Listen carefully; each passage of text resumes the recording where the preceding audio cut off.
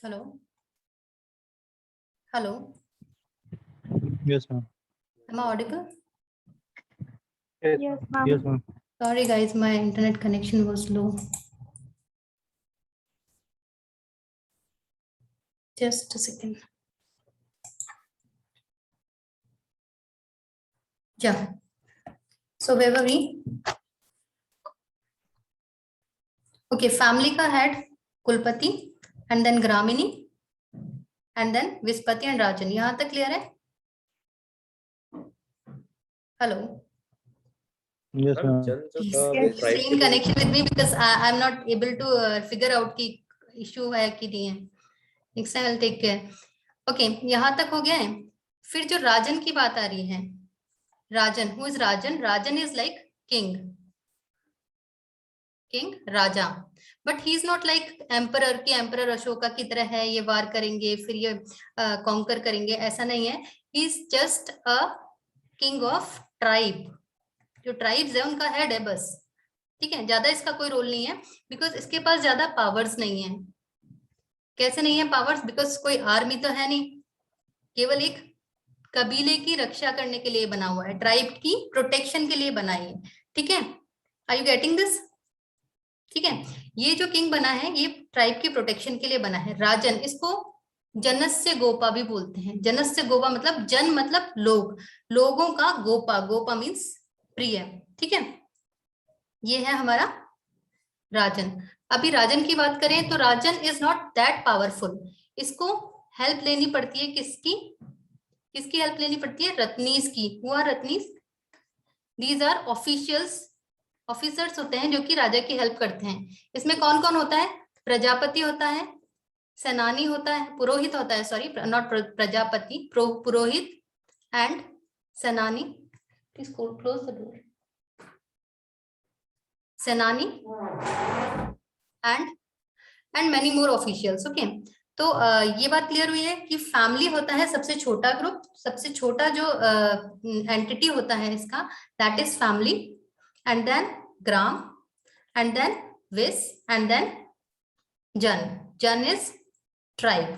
ठीक है, तो फैमिली का जो हेड होता है दैट इज कुलपति, एंड ग्राम का जो हेड होता है दैट इज ग्रामिनी, विस का विस्पति, एंड जन का हेड होता है राजन, that is king.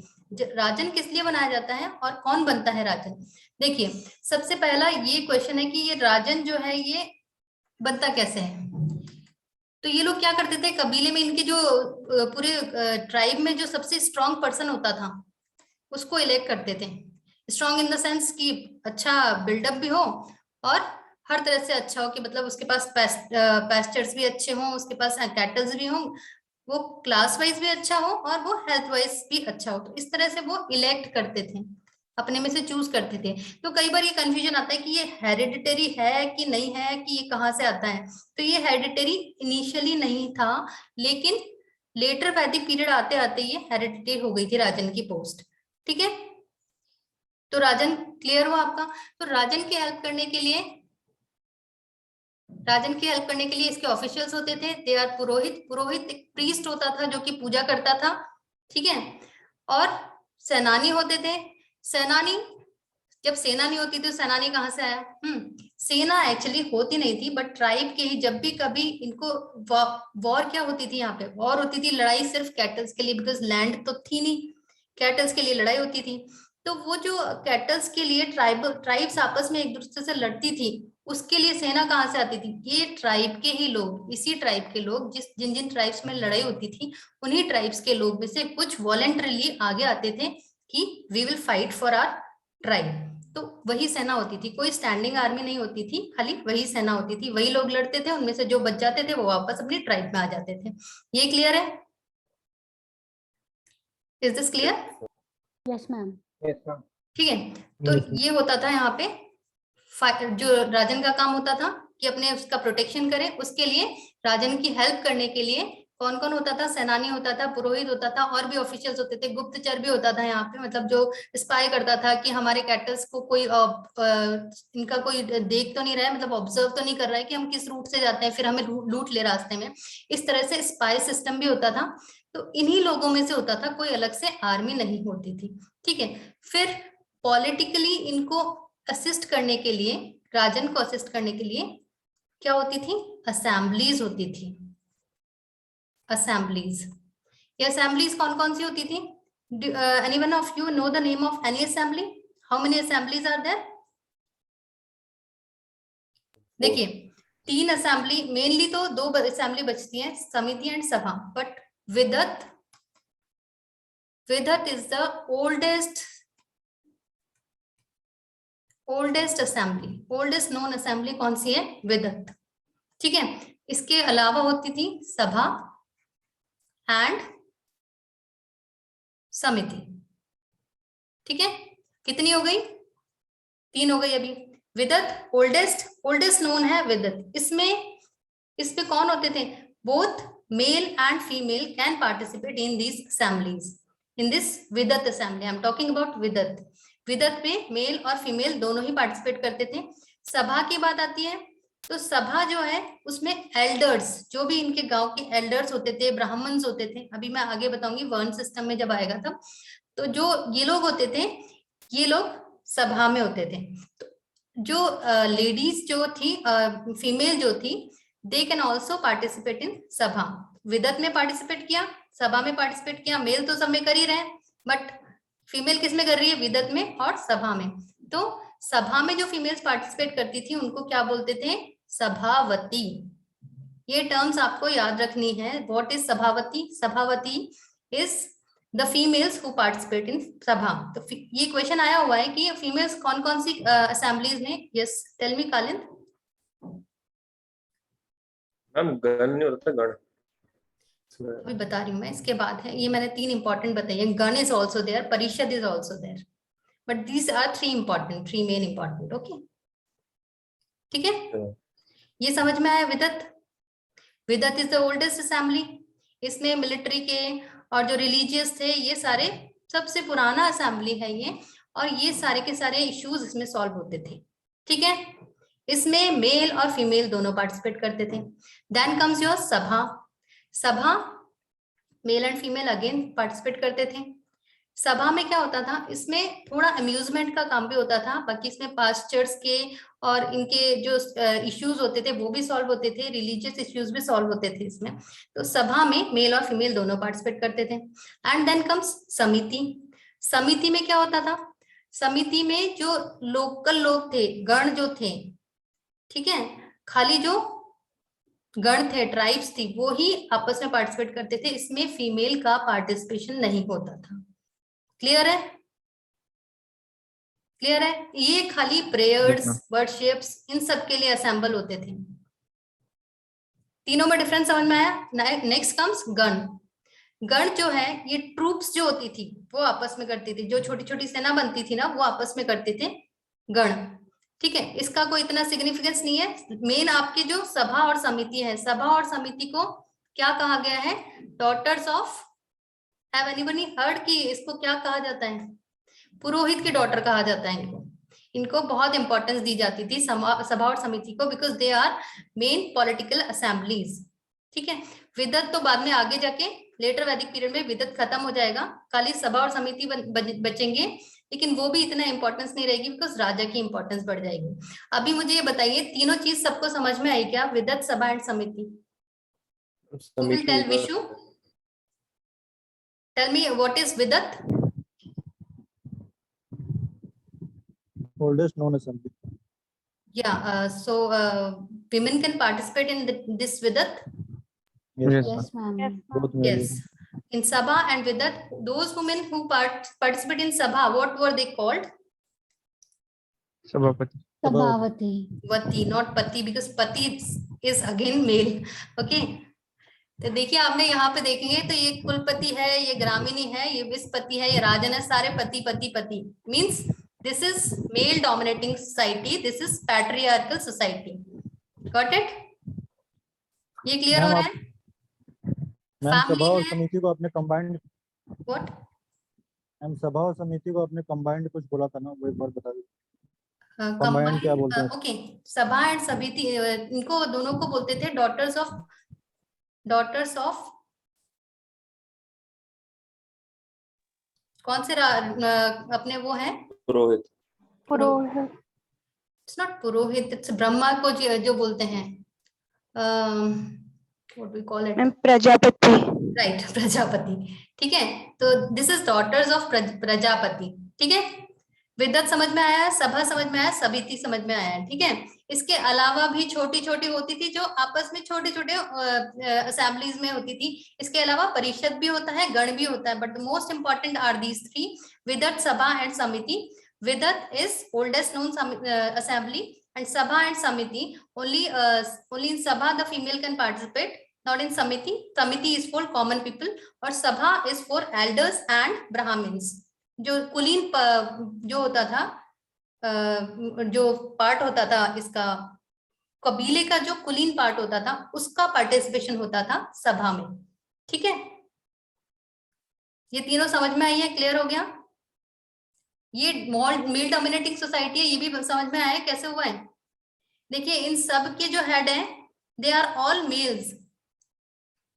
Can you see this kulapati and this gramani and then vishpati and then rajan, all are males. ठीक है, तो यहाँ पे फीमेल की जो पोजीशन है वो भी देखेंगे अभी हम, पहले देख लेते हैं। Political organisation, the early Vedic Aryans were organised into tribes. ठीक है, राजन्स जन और जन में डिवाइड होते थे, ना कि किंगडम। किंगडम जो था उस पे नहीं था कोई राजा का अधिकार, बिकॉज किंगडम तो था ही नहीं। किंगडम मीन्स लैंड, लैंड का तो यहाँ इंपॉर्टेंस था ही नहीं ना अभी तक। तो ये जन यानी ट्राइब्स पर रूल करता था राजा। Okay, this was the head of the tribe. Who was the rajan? Rajan was the head of the tribe. और क्या बोलते थे इसको? जनस्य गोपा। जन मतलब लोग, जनस्य मतलब लोगों का, गोपा मतलब प्रिय। ठीक है, लोगों का प्रिय बोलते थे। So the family was the nucleus of political organization. Nucleus means जो स्मॉलेस्ट पार्ट है जो, वो फैमिली है। And this is known as griha और कुल। यहां तक समझ में आ रहा है? जो अभी अपन ने डायग्राम बनाया था, let me tell you this. Okay, this is griha family, इसका हेड है कुलपति। ग्राम विलेज, इसका हेड है ग्रामिनी। विस, इसका हेड है विस्पति। एंड जन राजन। यहां तक क्लियर है? ठीक है, the collective body of families is gram. Families मिलकर बन रहे हैं ग्राम। ठीक है, और ग्राम्स मिलकर बन रहे हैं विस, विस जन। आई थिंक ये तो लर्न हो गया होगा सबको अभी तक, हो गया है? अच्छा, अब इन सबसे ऊपर क्या होता था? जन से भी ऊपर क्या होता था? सबसे ऊपर माना जाता था राष्ट्र, जिसको देश बोलते थे। इस सबको देखें हम, इस सब के ऊपर किसको मानेंगे? राष्ट्र और देश। ठीक है, पॉलिटिकल ऑर्गेनाइजेशन किसी को नहीं समझ में आया वो अभी मुझसे पूछ ले, बाद में हम आगे निकल लेंगे। मैम समिति एक बार समझाइए। सभा एंड समिति, देखिए sabha is the assembly of brahmans और एल्डर्स। इसमें मेल और फीमेल दोनों पार्टिसिपेट कर सकते हैं। ठीक है, samiti is the assembly of villagers. इसमें खाली विलेजर्स पार्टिसिपेट करेंगे। तो ये जो समिति होती थी ना, ये खाली विलेजर्स करते थे पार्टिसिपेट। तो ये असेंबल किस लिए होते थे? ये खाली कोई वर्शिप करनी होती या कोई गैदरिंग होती, कोई फेस्टिवल होता, तो इसके लिए असेंबल होते थे। ठीक है, विलेजर्स खाली इसमें पार्टिसिपेट करते थे, जो कॉमन पीपल थे वो पार्टिसिपेट करते थे समिति में। सभा में जो कुलीन वर्ग था, brahmans, elders and females, both males and females, ठीक है, ये पार्टिसिपेट करते थे। और जो फीमेल्स इसमें पार्टिसिपेट करती थी, देवर कॉल्ड सभावती। अभी कुछ प्रॉब्लम है इसमें? समझ आ रहा है? देन सभा और समिति, उनको डॉटर्स ऑफ प्रजापति कहा गया है, बिकॉज इनकी इंपॉर्टेंस बहुत थी। Any issue till now? Ma'am voice break हो रहा है। Okay,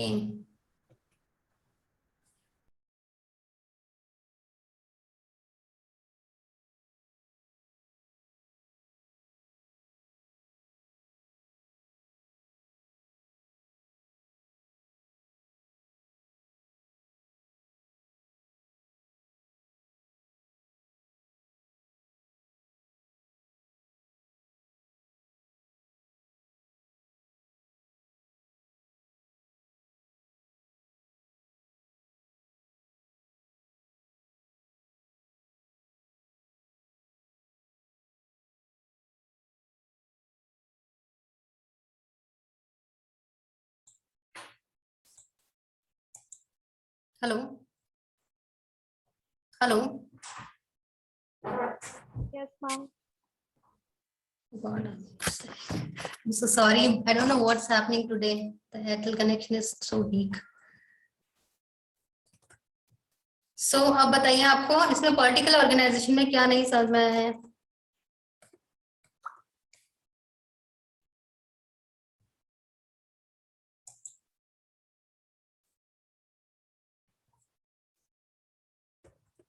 hello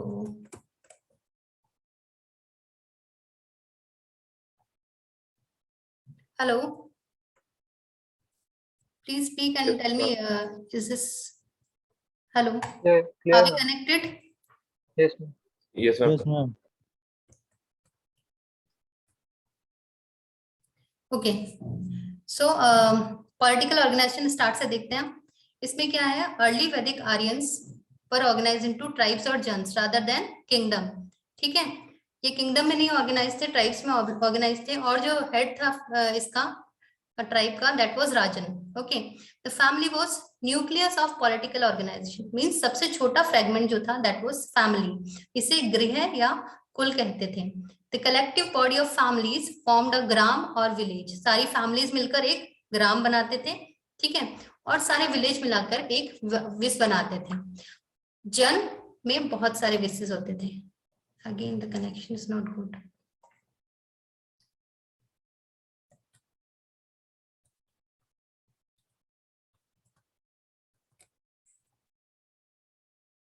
Are you guys able to see me?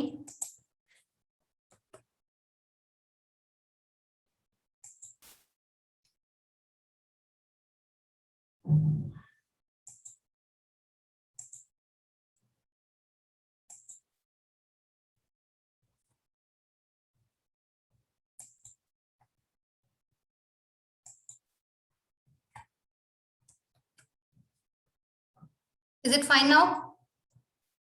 Yes, ma'am. Yes, ma'am. Yes. ये इसमें कुछ प्रॉब्लम है पॉलिटिकल ऑर्गेनाइजेशन में? Are you all getting it? Yes, ma'am. जब तक क्लियर नहीं होगा आगे नहीं बढ़ेंगे, बिकॉज ये चीजें बाद में काम आएंगी कि कौन पार्टिसिपेट कर रहा है कौन नहीं कर रहा है। ओके, जो राजन की पोस्ट थी initially that was not hereditary, and after the in the late early Vedic periods, late early Vedic समझ रहे हैं आप कि अर्ली वैदिक पीरियड जब खत्म होने वाला था तब से राजन की पोस्ट हेरिडिटरी होने लगी, मतलब राजा का बेटा ही राजा बन रहा था। इससे अपन इसीलिए ऐसे बोलते हैं कि लेटर में जाके हुआ था ऐसा, हालांकि जो अर्ली का एंड हुआ था उसी के साइड उसी के टाइम पे होने लगा था, but we will say that in the later Vedic period the post of Rajan was hereditary, right? तो ये टेरिटरी पे नहीं रूल करता था, बिकॉज टेरिटरी थी नहीं ना इनके पास, तो खाली एनिमल्स थे, that was their all wealth.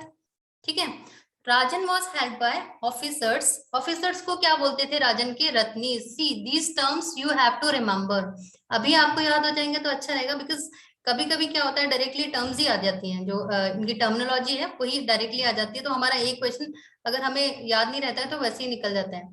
ठीक है, सो पुरोहित, पुरोहित कौन होता है?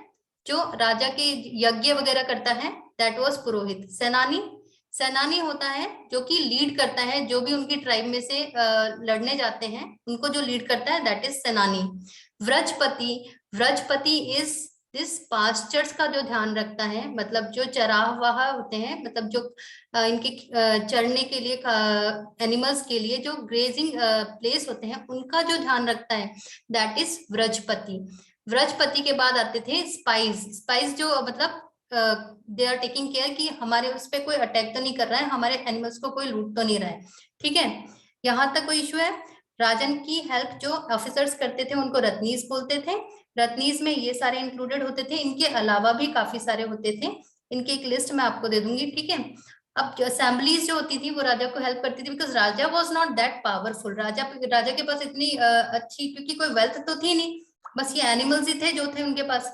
ठीक है, तो इनके लिए जो सभा होती थी, असेंबलीज होती थी, जो किंग को एडवाइस करते थे कि हाँ that this way we have to rule, कि ये प्रॉब्लम आएगी तो हम ऐसे सॉल्व करेंगे। ठीक है, बिकॉज नया नया ही राजा वाला सिस्टम चला था, तो राजा इतना डोमिनेटिंग नहीं था। तो अभी हमने ये देख लिया है कि विदत में और सभा में फीमेल्स अलाउड थी, समिति में फीमेल्स अलाउड नहीं थी। सभा और समिति को क्या बोलते थे? Daughters of Prajapati. ठीक है, ये टर्म आपको याद रखना है कि डॉटर्स ऑफ प्रजापति। अब देखिए क्या होता था कि ये जो ट्राइब के लोग थे, because king is protecting them, तो they were happy with the king, then they give something as a gift. तो वो राजा को गिफ्ट के तौर पे कुछ कुछ देते थे। अब उनके पास क्या होता था देने के लिए? या तो एनिमल्स होते थे या एनिमल्स से के प्रोडक्ट्स होते थे। तो वो जो चीज उनके पास होती थी खुशी खुशी राजा को दे देते थे। And that thing which was given as a token of respect, as a token of love to the king, उसको क्या बोलते थे? बाली। ठीक है, ये क्लियर हुआ है? बाली क्या होता है? The king collected, the rajan collected bali as a voluntarily gift. Bali is voluntary, मतलब किसी से आपने मांगा नहीं है, वो अपनी इच्छा से दे रहे हैं। तो this was not a tax, this was just a voluntary gift. लेकिन later when the king became powerful, तो ये फोर्सफुली लिया जाता था, लोगों से टैक्स लिया जाता था। ठीक है, तो बाद में ये टैक्स बन गया था, बट अर्ली वैदिक पीरियड तक there was no tax. Bali was simply that voluntary gift. Got it? Next religion पे चले। पॉलिटिकल में किसी को इश्यू है कुछ? पॉलिटिकल ऑर्गेनाइजेशन में? No. No ma'am. पक्का? ठीक है। रिलीजन, अब रिलीजन और फेथ, देखिए रिलीजन क्या फॉलो करते थे ये। सबसे पहले हम देखते हैं कि इनका रिलीजन, हमने क्या देखा था? किसको वर्शिप करते हैं भाई ये? किसको वर्शिप करते हैं? नेचर को वर्शिप करते हैं। Nature. They worship nature. ठीक है, तो इन्होंने क्या माना था कि फॉर्मलेस गॉड है और एक सिंगल गॉड है। मतलब इन्होंने बोला है कि इन्होंने एक सूक्त भी दिया हुआ है उसमें, एवा एकत द्वितीयम ना प्रतिमा अस्ति। एवा एकत द्वितीयम ना प्रतिमा अस्ति, मतलब भगवान एक ही है और फॉर्मलेस है, मतलब उसकी कोई आइडोल नहीं है। बिकॉज आइडोल्स तो ये इनके एक्सकेवेशंस में कई टेम्पल्स मिले ही नहीं थे पूरे टाइम पे, ना कोई टेम्पल्स मिले थे ना कोई आइडोल्स मिले थे। आपने देखा था इंडस वैली में कितने सारे वो मिल रहे थे, आइडोल्स मिल रहे थे। बट इनके टाइम पे वैदिक एज में कोई टेम्पल्स नहीं मिले, कोई आइडोल्स नहीं मिले। तो इनका क्या फंडा था? एवा एकद अस्ति ना प्रतिमा, एका एवा एकद द्वितीयम नो ना प्रतिमा अस्ति। तो इसका मतलब था कि हमारा गॉड जो है वो एक है और कोई प्रतिमा नहीं है। ठीक है, ये बात समझ में आई है? फिर नेक्स्ट इन्होंने ये भी बता रखा है कि 33 गॉड्स की पूजा करते थे ये भी पुराणों में, ये भी आपके वेदास में डिस्क्राइब्ड है। तो ये दोनों बातें जो है कॉन्ट्रेडिक्टरी लग रही हैं। एक तरफ तो तुम बोल रहे हो कि हम तो एक ही भगवान है हमारा तो, और दूसरी तरफ बोल रहे हो कि 33 गॉड्स को पूजा करते हैं। तो ये कैसे था? देखिए इसका हिस्टोरियंस ने दो मतलब निकाले कि या तो ये हो सकता है कि जो ओरल लोगों ने पास किया था वो ये पास किया था कि एक ही भगवान है, लेकिन जिन लोगों ने कंपोज किया, देखो कंपोज करना अलग होता है, कंपाइल करना अलग होता है। कंपोज मतलब ओरली वो पास कर रहे हैं।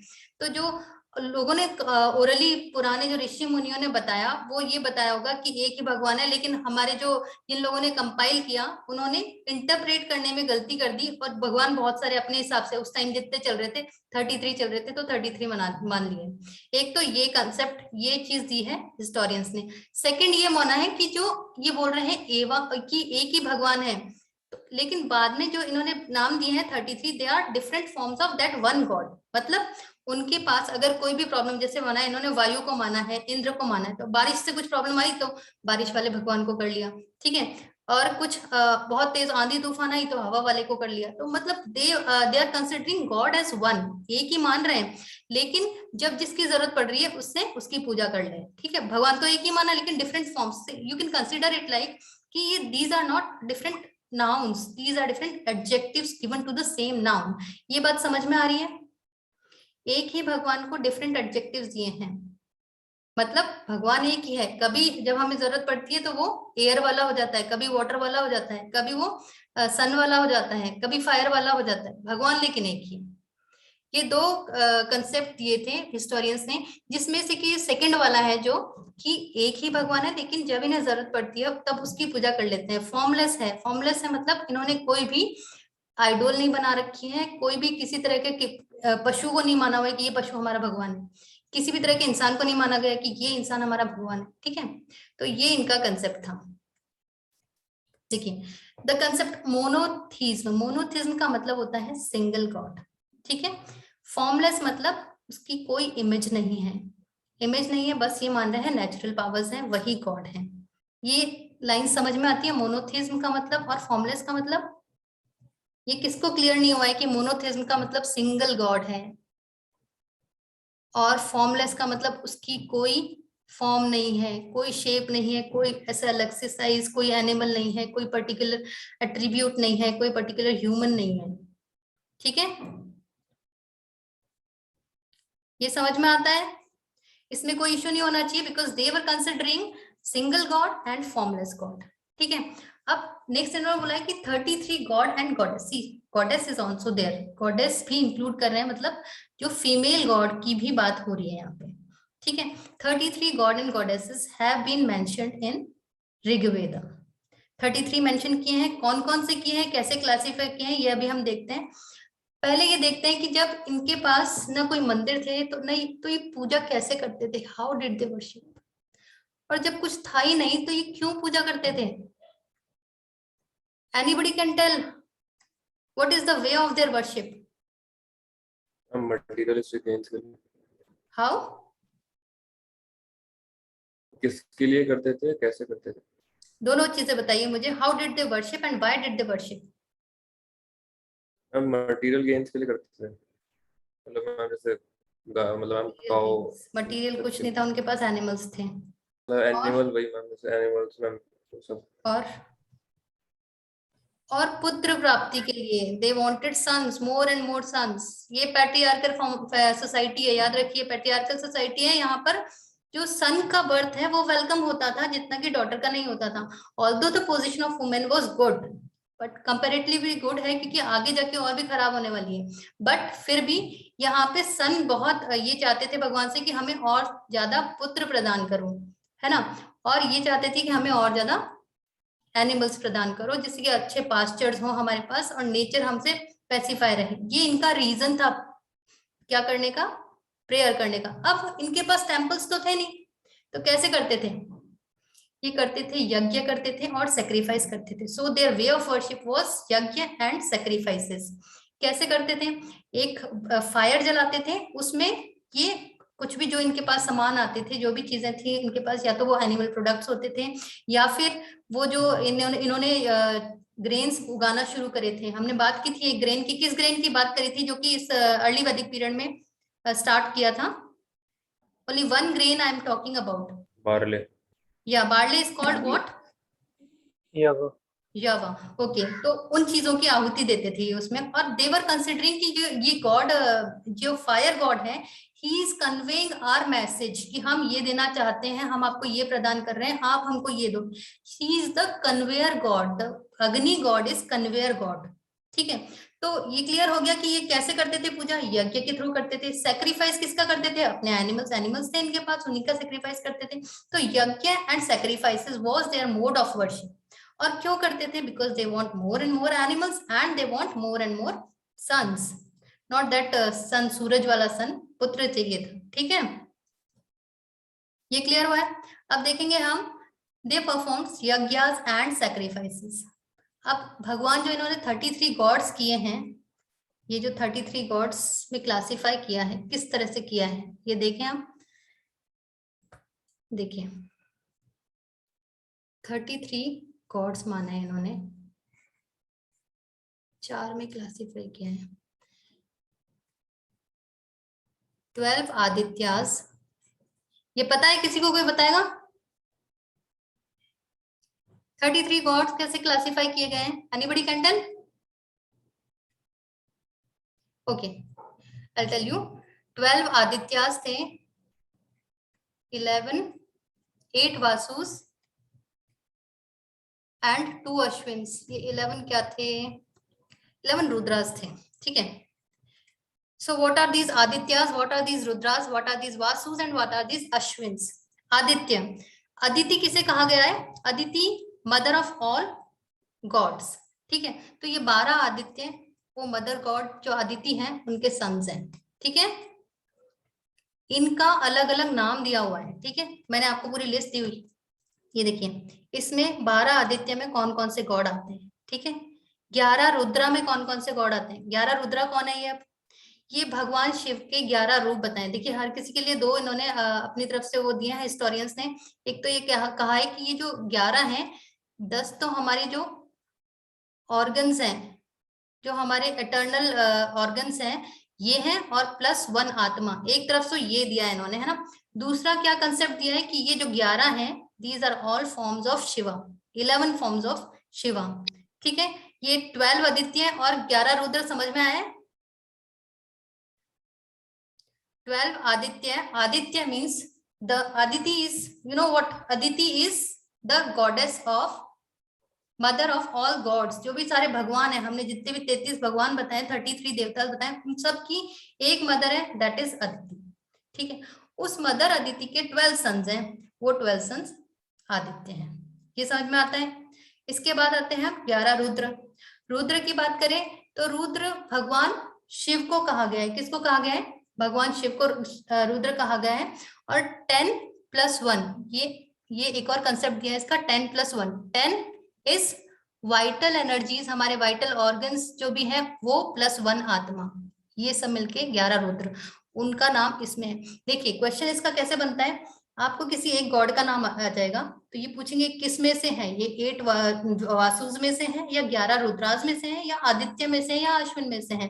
बिकॉज ये जनरली हमें हम लोग के स्टडी में आता नहीं है कि कौन से गॉड कौन से, हम लोग इतना इस पे लाइटली लेते हैं।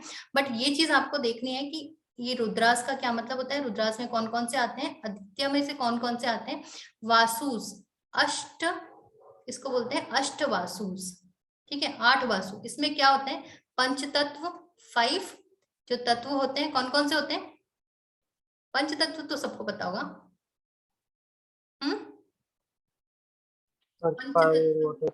हाँ, पंच तत्व में विलीन हो जाते हैं, पृथ्वी, अग्नि, वायु, व्योम मतलब आकाश, वाटर, ठीक है, ये 5 होते हैं। ये 5 +3 सेलेस्टियल बॉडीज, कौन कौन सी, स्टार्स, मून्स और सन। 8 वासु समझ में आ रहे हैं, इनके नाम ये लिखे हुए, अग्नि, वायु, पृथ्वी, सूर्य, सोम, ये सब लिखे हुए हैं, ठीक है। अब 2 अश्विन, अश्विन को क्या कहा गया है, सन्स ऑफ सन, भगवान सूरज के 2 पुत्र थे, उनका नाम ये है। एक तो इस तरह से बताया अश्विन को। दूसरी बात, अश्विन को क्या बोला है, अश्व, अश्व मीन्स घोड़े। तो these are horseman which provides energy, which provides enlightenment, which provides power. तो इस तरह से 2 इसके क्लासिफिकेशन किए। अब ये 33 देवता किसको समझ में नहीं आए, फटाफट बता दीजिए मुझे। एक बार मैं रिपीट करती हूँ, उसके बाद मैं किसी से भी आर्बिट्री पूछूंगी, ठीक है। 33 देवतास में 12 आदित्यस हैं, 11 रुद्रास हैं, 8 वासुस हैं एंड 2 अश्विन्स हैं। 12 Adityas are, what are these 12 Adityas, जो अदिति है, goddess of all the gods, goddess means I mean mother of all the gods, उनके पुत्र हैं, 12 पुत्र हैं, बस 12 पुत्र उन्होंने लिए हैं, बाकी तुम संभालो, ठीक है। बाकी 11 रुद्र कौन है, 11 रुद्र मीन्स 10 वाइटल ऑर्गन्स +1 आत्मा, या तो इस तरह से मान लीजिए, या फिर ये 11 के 11 क्या है, भगवान शिव के रूप हैं, अलग अलग, ठीक है। इसके बाद है 8 वासु, जिसे अष्टवासु भी बोलते हैं। अष्टवासु का क्या है, 5 तत्व जो है हमारे, 5 जो 5 तत्व हैं, 5 तत्व में विलीन हो जाते हैं ना, जब वो भगवान के पास जाते हैं, तो वो 5 तत्व plus 3 celestial bodies, moon, sun and stars, ठीक है। अश्विन कौन है, the sun of, sons of sun, भगवान सूरज के 2 बेटे हैं, या फिर 2 हॉर्समैन हैं, 2 भगवान ऐसे देवता हैं जो कि हॉर्समैन है, मतलब बहुत हष्ट-पुष्ट है भगवान के, और वो हमेशा एनर्जी प्रोवाइड करते हैं, एक पॉजिटिविटी प्रोवाइड करते हैं, ठीक है। ये कंसेप्ट समझ में आया है, कौन बताएगा मुझे, फटाफट बता दीजिए, हमें बहुत सारा सिलेबस कंप्लीट करना है, ये चैप्टर पूरा करना है आज। So Kalind, can you tell me? Yes, ma'am. First, there is Aditi, which is known as the mother of all gods, and she has 12 sons. Yeah, these 12 sons are 12 Adityas, right? Very good. 12 Adityas, And then there are 11 Rudras, which are 10 vital organs and 1 soul. And this is also the other forms of Lord Shiv. Yeah. And after that, there are 8 Vasus. Ashtavasu, yes. Vasus, that consists of Panch Tattva and 3 celestial bodies. Right. That is moon, sun, and stars. Right. And after that, there are 2 Ashwins, which are also called sons of the suns. And there's Nastya and Dahasra. Okay, now so I am able to explain you. I'm so happy to know that. Then Indra. अब देखिए main God कौन कौन से थे जिनकी सबसे ज्यादा worship की जाती थी, जिनका सबसे ज्यादा ऋग्वेद में सबसे ज्यादा, जिनको बार बार जिनके हाइम्स गाए गए हैं, जिनके बारे में सबसे ज्यादा उल्लेख किया गया है, कौन कौन से हैं वो? सबसे पहले इंद्र। इंद्र भगवान कौन से भगवान है? He is the god of rains. भगवान वो बारिश कराते हैं, वो वाले भगवान। गोवर्धन पर्वत जब भगवान कृष्ण ने उठाया था तब बारिश किसने करवाई थी? इंद्र भगवान ने कराई थी। इन्हें पुरंदर भी बोलते हैं। उन्हें गुस्सा आ जाता है, भाई गुस्सा आ जाता है तो वो डिस्ट्रॉय कर देते हैं, तो ही is the destroyer of forts. ठीक है, ये है इंद्र भगवान। देन इनकी कई बार उसमें ऋग्वेद में कई बार इनकी चर्चा की गई है, कई बार इनका उल्लेख किया गया है। कितनी बार किया गया? 250 टाइम्स, मतलब बहुत बार किया गया। इसके बाद सेकंड जो प्रोमिनेंट गॉड है that is Agni, god of fire. This is intermediatory god. Why is intermediatory god? Because it is the source of providing our message to the other natural powers. ठीक है, क्योंकि हम भगवान को यज्ञ इसी में तो करते थे ना, फायर में देते हैं और हम सोचते हैं भगवान को मिल गया, अब भगवान खुश हो जाएंगे, अब हमारा कोई कुछ नहीं बिगाड़ सकता। ठीक है, इसलिए इसे इंटरमीडिएटरी गॉड कहा गया है। Varun, Varun is the god of Cosmos. Heavenly जो बॉडीज होती हैं उनका भगवान माना जाता है। इनको जो ब्रह्मांड में जितनी भी हेवनली बॉडीज है उन सबका भगवान माना जाता है। इनको समुद्र का भगवान भी माना जाता है, रीतियों का मतलब जस्टिस, लॉ एंड ऑर्डर का भगवान भी माना जाता है, और सत्य का भगवान। कितने सारे भगवान वरुणी हो गए। ठीक है, इसका नाम वरुण है, वो तो खुश, कितने सारे लोगों का भगवान में। ठीक है, कॉस्मोस का है, ये सीज के है, राइट मतलब ये जस्टिस के भगवान है, सत्य के भगवान है। Then comes Vishnu. Vishnu is the god of sun. So god of drink, this is not that something liquor और समथिंग। ये एक वो जो ये रहते थे जिन गुफाओं में, जिन पर्वतों पे रहते थे, वहां पे एक पौधा पाया जाता था, उसका नाम था सोम। उससे ये जूस निकालते थे। दैट वाज कंसिडर्ड बहुत ही अच्छा वाला जूस, मतलब अच्छा वाला है, it will give our body divine powers and something something, तो ये बहुत अच्छा माना जाता था। तो गॉड ऑफ ड्रिंक किसे माना जाता था? सोम। ठीक है, इसके बाद अदिति, अभी मैंने बताया mother of all the gods. Prithvi is goddess of earth. Usha, Usha means शाम हो रही है, that is goddess of dawn. ठीक है, ये सारे सबसे इंपॉर्टेंट वाले हैं, बाकी तो 33 है ही, देख लिया आपने। उसमें से अंदर से पढ़ लीजिएगा कौन से किस कैटेगरी में आते हैं। एक बार रीड कर लेंगे तो आपको आइडिया हो जाएगा कि हाँ ये किस कैटेगरी में आता है। Indra was the most superior God in early Vedic period. Early Vedic period में सबसे ज्यादा किसको माना जाता था? भगवान इंद्र की पूजा की जाती, सबसे ज्यादा उनका व्याख्यान किया गया है, सबसे ज्यादा उन्हीं को माना जाता था। ठीक है, सबसे पहले भगवान इंद्र को बुला, जैसे हम गणेश भगवान को सबसे पहले बुलाते हैं, कुछ भी काम स्टार्ट होता है तो दे यूज्ड टू वर्शिप भगवान इंद्र। ठीक है, नो आइडोल्स और टेम्पल्स इन द अर्ली और लेटर, दोनों भी ना तो टेम्पल्स थे ना आइडोल्स थे। ठीक है, क्योंकि फॉर्मलेस गॉड था, वन गॉड था, कहां से आएंगे टेम्पल्स? ये क्लियर हुआ है religion, monotheism and formless god. 33 gods, यज्ञ और सेक्रीफाइस करते थे। 12 आदित्य, 11 रुद्र, 8 वासु, 2 अश्विन। इंपॉर्टेंट गॉड्स हैं ये सारे। इंद्र को सुपीरियर मानते थे एंड कोई टेम्पल्स नहीं है, कोई आइडोल्स नहीं है, इसमें कोई इशू नहीं है। चले नेक्स्ट, सोसाइटी। अभी हमने पॉलिटिकल कर लिया है, देन हमने फेथ रिलीजन कर लिया है, and then we are going for society. So what kind of society is this? देखिए अभी तक क्या था कि सोसाइटी में कुछ ऐसे ज्यादा डिफरेंसेस नहीं थे। क्यों नहीं थे? क्योंकि लोगों को पता ही नहीं था किस चीज से डिफरेंस करना है। अभी तो खाली जिसके पास ज्यादा एनिमल्स वही सुपीरियर, और जिसके पास कम वही सुपीरियर नहीं है। ठीक है, इंफीरियर वही है। तो this was minimum difference society, मतलब कम था, इसमें डिफरेंस अभी तक तो नहीं था, अर्ली जब तक था तब तक नहीं था इसमें डिफरेंस।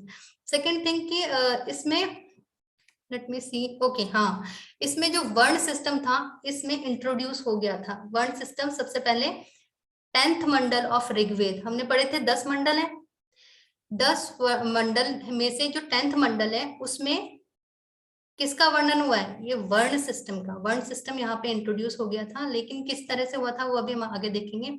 इसके पुरुष सूक्त जो है इसका, उसमें इसका वर्णन किया हुआ है। तो सबसे पहले कहाँ बताया गया है ये जो वर्ण सिस्टम है कहाँ बताया गया है, 10th मंडल में।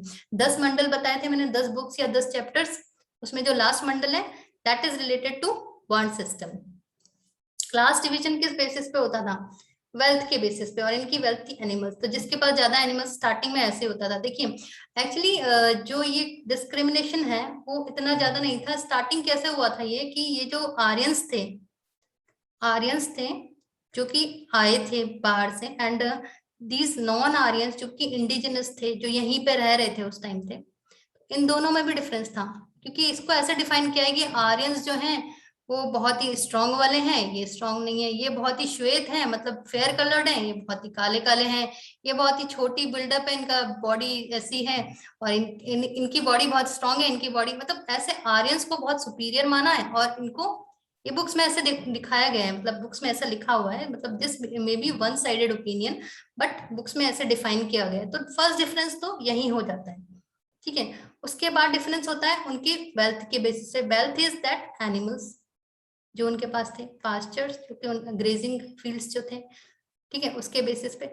नेक्स्ट ये लास्ट में कैटेगरीज में डिवाइड हो गए। कैसे डिवाइड हुए कैटेगरीज में, ऐसे बोला जाता है कि ब्रह्मा ने डिवाइड किया है। ब्रह्मा कर सकते हैं डिवाइड आके, नहीं, पर बोला गया है इसमें कि ब्रह्मा ने डिवाइड किया है, 4 कैटेगरीज में किया है, ब्राह्मण, क्षत्रिय एंड वैश्य एंड शूद्रास, ठीक है।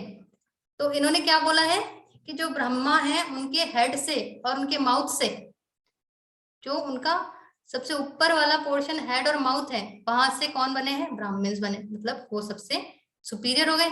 उसके बाद उनके आर्म से, ब्रह्मा के आर्म से क्या बने, क्षत्रिय बने, मतलब वो बहुत स्ट्रांग हुए, तो ये क्षत्रिय हो गए। फिर ये माना है कि वैश्य किससे बने, उनकी थाइस से बने, तो ये ऐसे काम कर लेंगे इंटरमीडिएटरी वाला, जैसे फार्मिंग कर लेंगे, है ना। देन शूद्रा उनके फीट से बने। देखिए मैं आपको डायग्राम से दिखाती हूँ, हाँ देखिए ये बोला है कि ब्राह्मण्स बने माउथ से, आर्म से बने क्षत्रिय, ये वैश्य, एंड सबसे नीचे शूद्र। ये कैटेगराइज लोगों ने ही किया है, अपने हिसाब से किया है। जो थोड़े भी जिनके पास पावर्स थी, जिनके पास रिसोर्सेस थे, उन्होंने अपने आप को ऊपर रखने के लिए खुद क्लासिफाई किया, ब्रह्मा का नाम लगा दिया कि ब्रह्मा ने ऐसे डिवाइड किया है, ठीक है। लेकिन ब्रह्मा ने ही किया है तो हम तो ब्रह्मा ही मान के चलेंगे, इसको ब्रह्मा ने डिवाइड किया है यही लिखेंगे, ओके। ब्राह्मण्स में कौन कौन आता है, प्रीस्ट, टीचर्स, इंटेलेक्चुअल्स, ये सब ब्राह्मण्स कर सकते हैं। अब देखिए यहाँ पे वर्ण सिस्टम तो हुआ है, लेकिन कैसे डिफरेंट है, अर्ली वैदिक का वर्ण सिस्टम लेटर वैदिक से कैसे डिफरेंट है ये समझिए। देखिए ब्राह्मण्स जो है वो प्रीस्ट, टीचर्स या इंटेलेक्चुअल्स ये सारे वर्क्स करते हैं। क्षत्रिय जो है वॉरियर्स, किंग्स, एडमिनिस्ट्रेटर्स हो सकते हैं। वैश्य जो है वो एग्रीकल्चरिस्ट हो सकते हैं, ट्रेडर्स हो सकते हैं, फार्मर्स हो सकते हैं। शूद्रास ये लेबर क्लास होगी, लेकिन ये भी वर्कर्स भी हो सकते हैं, आर्टिशियंस भी हो सकते हैं। अब जो यहाँ पे जो वर्ण सिस्टम था, इसमें अर्ली वैदिक पीरियड में जो वर्ण सिस्टम था, इसमें जो इनको वर्ण को आगे डिफाइन किया जातीज में, दीज आर जातीज। लेकिन ये क्या हो सकता है, जैसे कि ब्राह्मण है वो प्रीस्ट भी हो सकता है, टीचर भी हो सकता है, लेकिन ऐसा नहीं है कि देखो अभी ब्राह्मण है, ये इसके अलग अलग प्रोफेशंस हो सकते हैं। प्रीस्ट हो गया तो भी ब्राह्मण तो रहेगा, लेकिन हम उसे प्रीस्ट कहेंगे। ये ब्राह्मण पढ़ा भी सकता है, ठीक है, क्षत्रिय भी पढ़ा सकता है, ठीक है, और ये वैश्य भी पढ़ा सकता है, ये सब टीचिंग भी कर सकते हैं, मेडिसिन भी दे सकते हैं, ये सब काम कर सकते हैं। लेकिन लेटर वैदिक पीरियड में क्या हो गया, एक बार डिफाइन हो गया कि ये बंदा धोबी है तो इसका बेटा भी धोबी हो जाएगा। समझ गए क्या डिफरेंस हुआ, उसमें हेरिडिटरी था, यहाँ पे प्रोफेशन के बेसिस पे है कि उस बंदे ने अगर टीचिंग छोड़ के उसने क्राफ्टमैनशिप करने लग गया तो वो क्राफ्टमैन हो गया, वो टीचर नहीं रहा। लेकिन लेटर वैदिक पीरियड में अगर उसका बेटा, किसी कोई बंदा है वो धोबी का काम करता है, उसका बेटा अगर पैदा हुआ है तो वो जन्म से डिसाइड हो गया कि वो तो धोबी ही बनेगा, चाहे वो कुछ भी कर ले लेकिन वो रहेगा धोबी ही। ये अभी तक भी बर्थ सर्टिफिकेट्स में देखते हैं आप, तो उसमें लिखा होता है जाति कुम्हार, ऐसे ऐसे ऐसे करके कुछ लिखा होता है, मतलब that thing has not change, वो चीज चेंज नहीं होती है। ये बात समझ में आ रही है क्या डिफरेंस रहा दोनों में वर्ण सिस्टम में?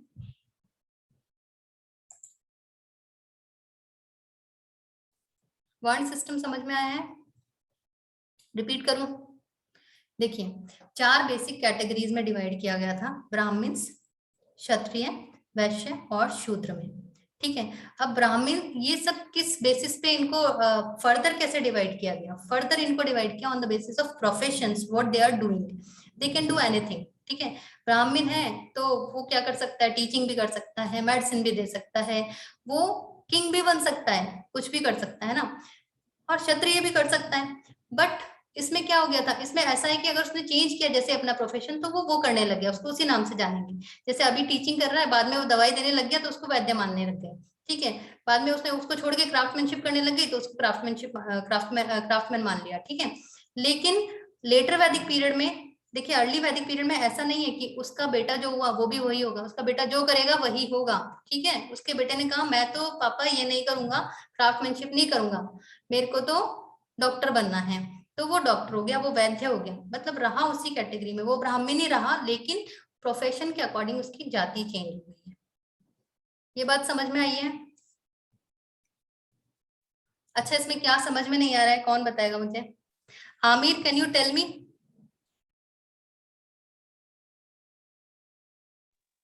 हाँ जी मैम। या कैन यू टेल मी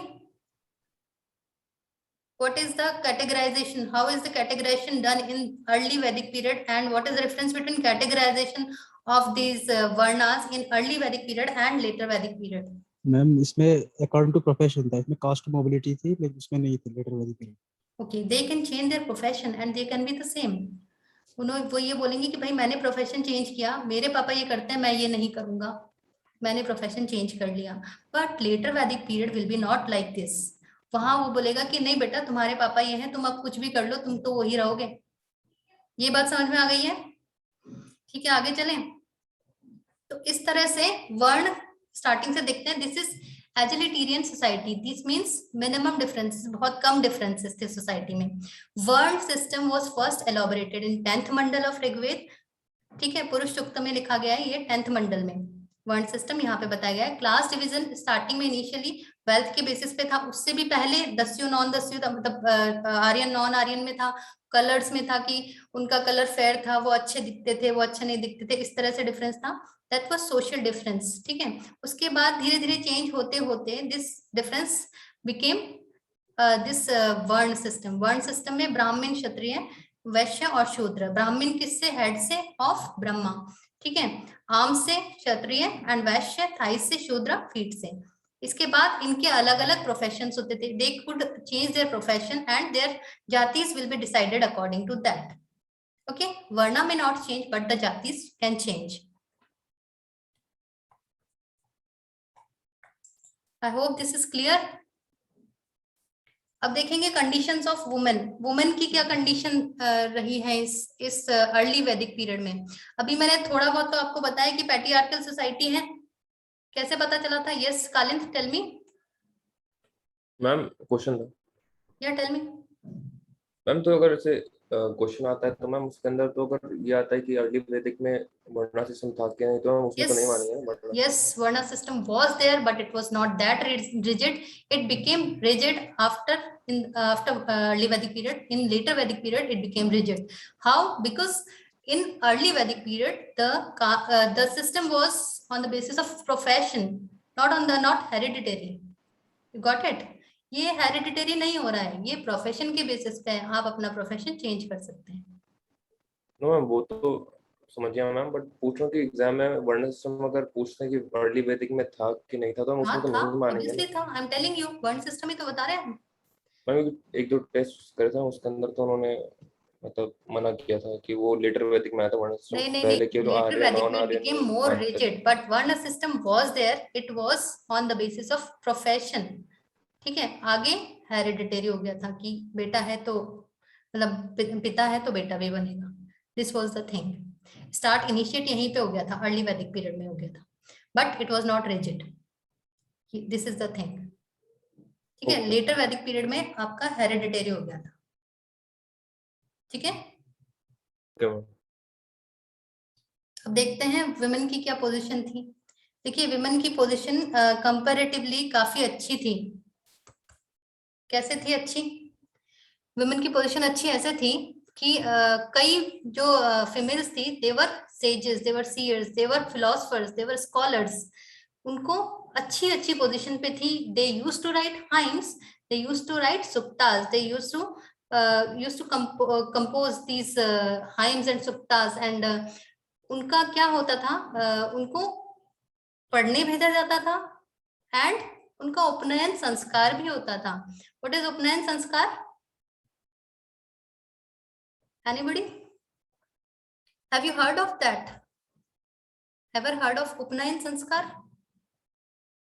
देखिए उपनयन संस्कार क्या होता है, जब भी पहले पढ़ने जाते थे, स्टार्टिंग होती थी पढ़ाई की, तो एक तरह से एक पूजा की जाती थी कि जैसे अन्नप्राशन संस्कार होता है, इस तरह के टोटल 16 संस्कार होते हैं। तो जैसे अन्नप्राशन संस्कार 6 महीने के बाद बच्चे को कुछ खिलाते थे, थोड़ी सी पूजा हो जाती है घर में, तो उस टाइम जब खिलाते हैं, तो इसी तरह से ये उपनयन संस्कार होता है जब भी बच्चों को पढ़ने भेजते थे। तो बॉयज में तो क्या करते थे, वो जनेऊ होता था, एक थ्रेड होता था, that is sacred thread of brahmans, वो पहनाया जाता था। गर्ल्स में पहनाया नहीं जाता था, इनको फीमेल्स को नहीं पहनाया था, बट दे हैड देयर पूजा, वो जो होती थी पूजा, उपनयन संस्कार होता था इनका भी। तो पोजीशन वाज गुड, उन्हें अच्छे से ट्रीट किया जाता था, पढ़ाया भी जाता था, और उनको उनका ये था कि इनको अभी पर्दा प्रथा और ये सती प्रथा, ये सब इसमें पिक्चर में नहीं थे अर्ली वैदिक पीरियड में। ये फीमेल इन्फेंटिसाइड, मतलब जो बच्चों को, छोटे लड़कियों को होते ही मार दिया जाता था, ऐसे ये जो चीजें हैं, ये जो प्रथाएं बाद में आई हैं। अर्ली वैदिक पीरियड में ऐसा कुछ भी नहीं था। ये आगे के टाइम में जाते जाते क्या होता जाएगा, और डिग्रेड होती जाएगी पोजीशन। अभी position is relatively better. Relatively इसलिए बोल रही हूँ बिकॉज क्या है कि पैट्रियार्कल सोसाइटी तो है, अभी भी जो पोस्ट है वो फीमेल को नहीं दी जाती थी, मेल को ही दी जाती थी। देखा था आपने, कुलपति है, विस्पति है, ग्रामिणी है, राजन है, सारे के सारे मेल को पोस्ट उनको दी जाती थी। और जो भी लैंड, वो जो भी पास्चर्स होते थे और जो भी एनिमल्स होते थे, उनका सबका भी जो हेड होता था, मतलब उनका जो भी रखने वाला होता था, that was there husband only. तो रिलेटिवली बेटर इसलिए बिकॉज कोई भी ये कुरीतियां नहीं आई थी उस वक्त तक, इसलिए ये बेटर थी। लेकिन ये नहीं कहेंगे कि बहुत ही ज्यादा बढ़िया थी। तो ये था कि बहुत सारे, अभी मुझे नाम बताइए 2-3 ऐसे महिलाओं के जिन्होंने कि ये लिखे हैं सूक्त वगैरह। देखिए आपने सुने होंगे नाम, Maitreyi, Katyayani, Gargi. Have you ever heard of Gargi? Alpa, Ghosha, Rudra, ये सारी की सारी लेडीज ने, ये they were female scholars in that time. तो ये बहुत अच्छे से हाइम्स लिखते थे और इनके सूक्त लोग गाते थे। ठीक है, और क्या पॉइंट्स हैं इसमें कि वुमेन वर्क, अच्छा 2 चीजों में, 2 असेंबलीज में भी अलाउ करते थे इनको। देखिए विदत में अलाउ करते हैं, अर्ली वैदिक पीरियड में करते थे, लेटर में विदत ही खत्म हो जाती है, सभा में भी नहीं करते हैं। ठीक है, इसमें विदत और सभा 2 असेंबलीज में फीमेल को अलाउ किया जाता था। जब सैक्रिफाइसेस होते थे तो उनको साथ में बिठाया जाता था, यज्ञ होते थे तो उनको साथ में बिठाया जाता था। That means the position of women was really good. Okay, and child marriage, sati प्रथा, पर्दा प्रथा, ये सब पिक्चर में नहीं थी। चाइल्ड मैरिज नहीं देखने को मिली थी इसमें, पर्दा प्रथा, सती प्रथा, फीमेल इन्फेंटिसाइड, ये सब कुछ भी नहीं थे। ठीक है, तो फीमेल की पोजीशन रिलेटिवली अच्छी थी देखी जाए तो। और जो विडोज होती थी, देखिए ये एक नियोग नाम का, ये देखिए टर्म्स है ना, आपको लर्न करनी है, मतलब ध्यान रखनी है, लर्न तो क्या करनी है बट याद रखनी चाहिए कि जो फीमेल होती थी उसका अगर हस्बैंड नहीं रहता था तो they were allowed to have baby with their brother in law, and this because अगर उनके बेबी नहीं होता तो वो किसके सहारे थी। तो for procuring a baby they were allowed to procure a baby with their brother-in-law, and after that their relation will end. तो इस प्रथा को नहीं, this was for her good only because she need someone to be with, तो नियोग बोलते थे इसको। नियोग क्या था? The widows were allowed to live with their brother-in-law for procuring a child. ठीक है, दिस इज कॉल्ड नियोग। और उस टाइम पे नेक्स्ट पॉइंट क्या है? Polygamy was allowed. What is polygamy? Multiple marriages. You can have multiple spouse. One can have multiple spouse. Both polygyny and polyandry is allowed. वो दोनों चीजें होती थी। पॉलीगैनी क्या होता है? Having multiple wives. Multiple wives and polyandry is multiple husbands. Very good. So इसमें क्या होता है कि ये आपको ये भी अलाउड है कि आप मल्टीपल वाइफ हो सकती है, आपके एक मैन के मल्टीपल वाइफ्स हो सकती हैं, कोई किसी को ऑब्जेक्शन नहीं हो सकती है आराम से। और एक फीमेल भी मल्टीपल हस्बैंड्स रख सकती है, इसमें भी कोई ऑब्जेक्शन नहीं। तो ये देखा जाए तो एक तरह से फ्रीडम है, ठीक है। अभी तो माना ही नहीं जाता है कि हिंदू समाज में ऐसा अच्छा ही नहीं माना जाता in terms of religion and all, तो ये भी अलाउड था। और एक और चीज भी अलाउड थी कि जो अगर फीमेल चाहे तो वो अपनी मर्जी से, वो चाहे तो पूरे लाइफ अनमैरिड रह सकती है।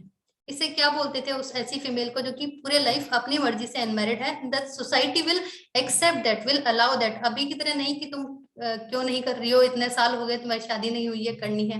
क्या बोलते थे उस फीमेल को? She was called amaju. और इसमें कोई किसी को कोई प्रॉब्लम नहीं होती थी। She can be unmarried on her own will and the society was allowing to do that, ठीक है। इसको अमाजू बोलते थे।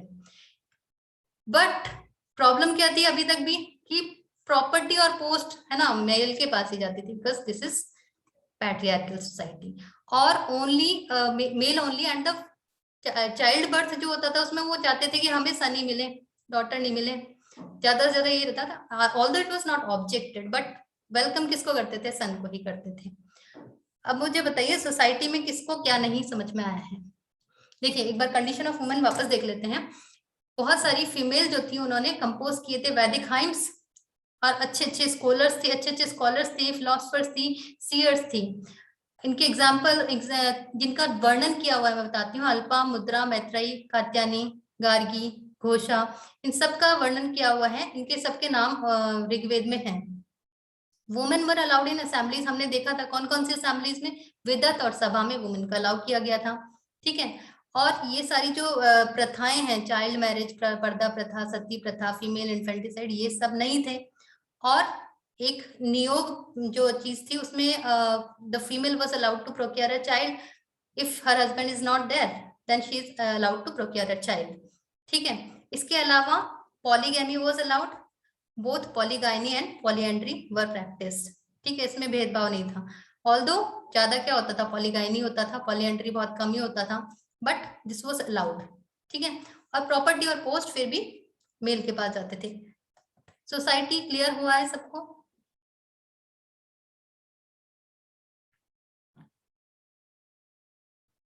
Please let me know so that I can continue. Yes, ma'am. Any issues in society? देखिए अभी हमने political पढ़ लिया है, रिलीजन पढ़ लिया है, सोसाइटी पढ़ लिया है। ये खत्म होने वाला है, इसलिए पूछ रही हूँ मैं। अर्ली खत्म हो जाएगा फिर मैम को मत बोलना मैम अर्ली करा दिया, हमें अर्ली समझ में नहीं आया। चलिए लेटर पे चलते हैं। लेटर वैदिक पीरियड, देखिए इसमें हम क्या चीज पढ़ेंगे? लेटर वैदिक पीरियड में हम पढ़ेंगे sources. Yes Aamir?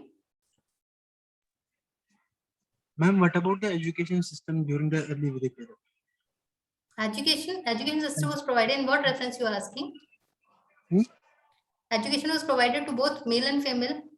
No, madam, how is it was established? So what is your question?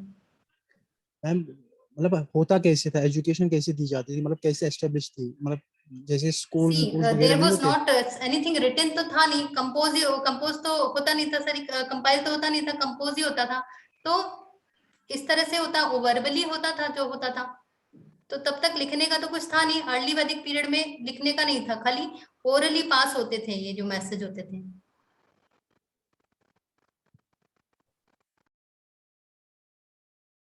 Yes tell me. अभी रिटन रिकॉर्ड्स कुछ भी नहीं मिले थे इसके, खाली ये जो वेदास हैं ये सारे के सारे ओरल फॉर्म में थे, स्तुति फॉर्म में थे। ये बाद में जाके ये रिटन हुए हैं, काफी टाइम बाद जाके ये रिटन फॉर्म में आए हैं। ठीक है, अपन चलते हैं लेटर वैदिक पीरियड पे। लेटर वैदिक पीरियड को हमने सोर्सेस के हिसाब से पढ़ा है, एंड चेंजेस जब हम पढ़ लेंगे लेटर और ऋग्वैदिक में, अर्ली वैदिक ऋग्वैदिक एक ही बात है।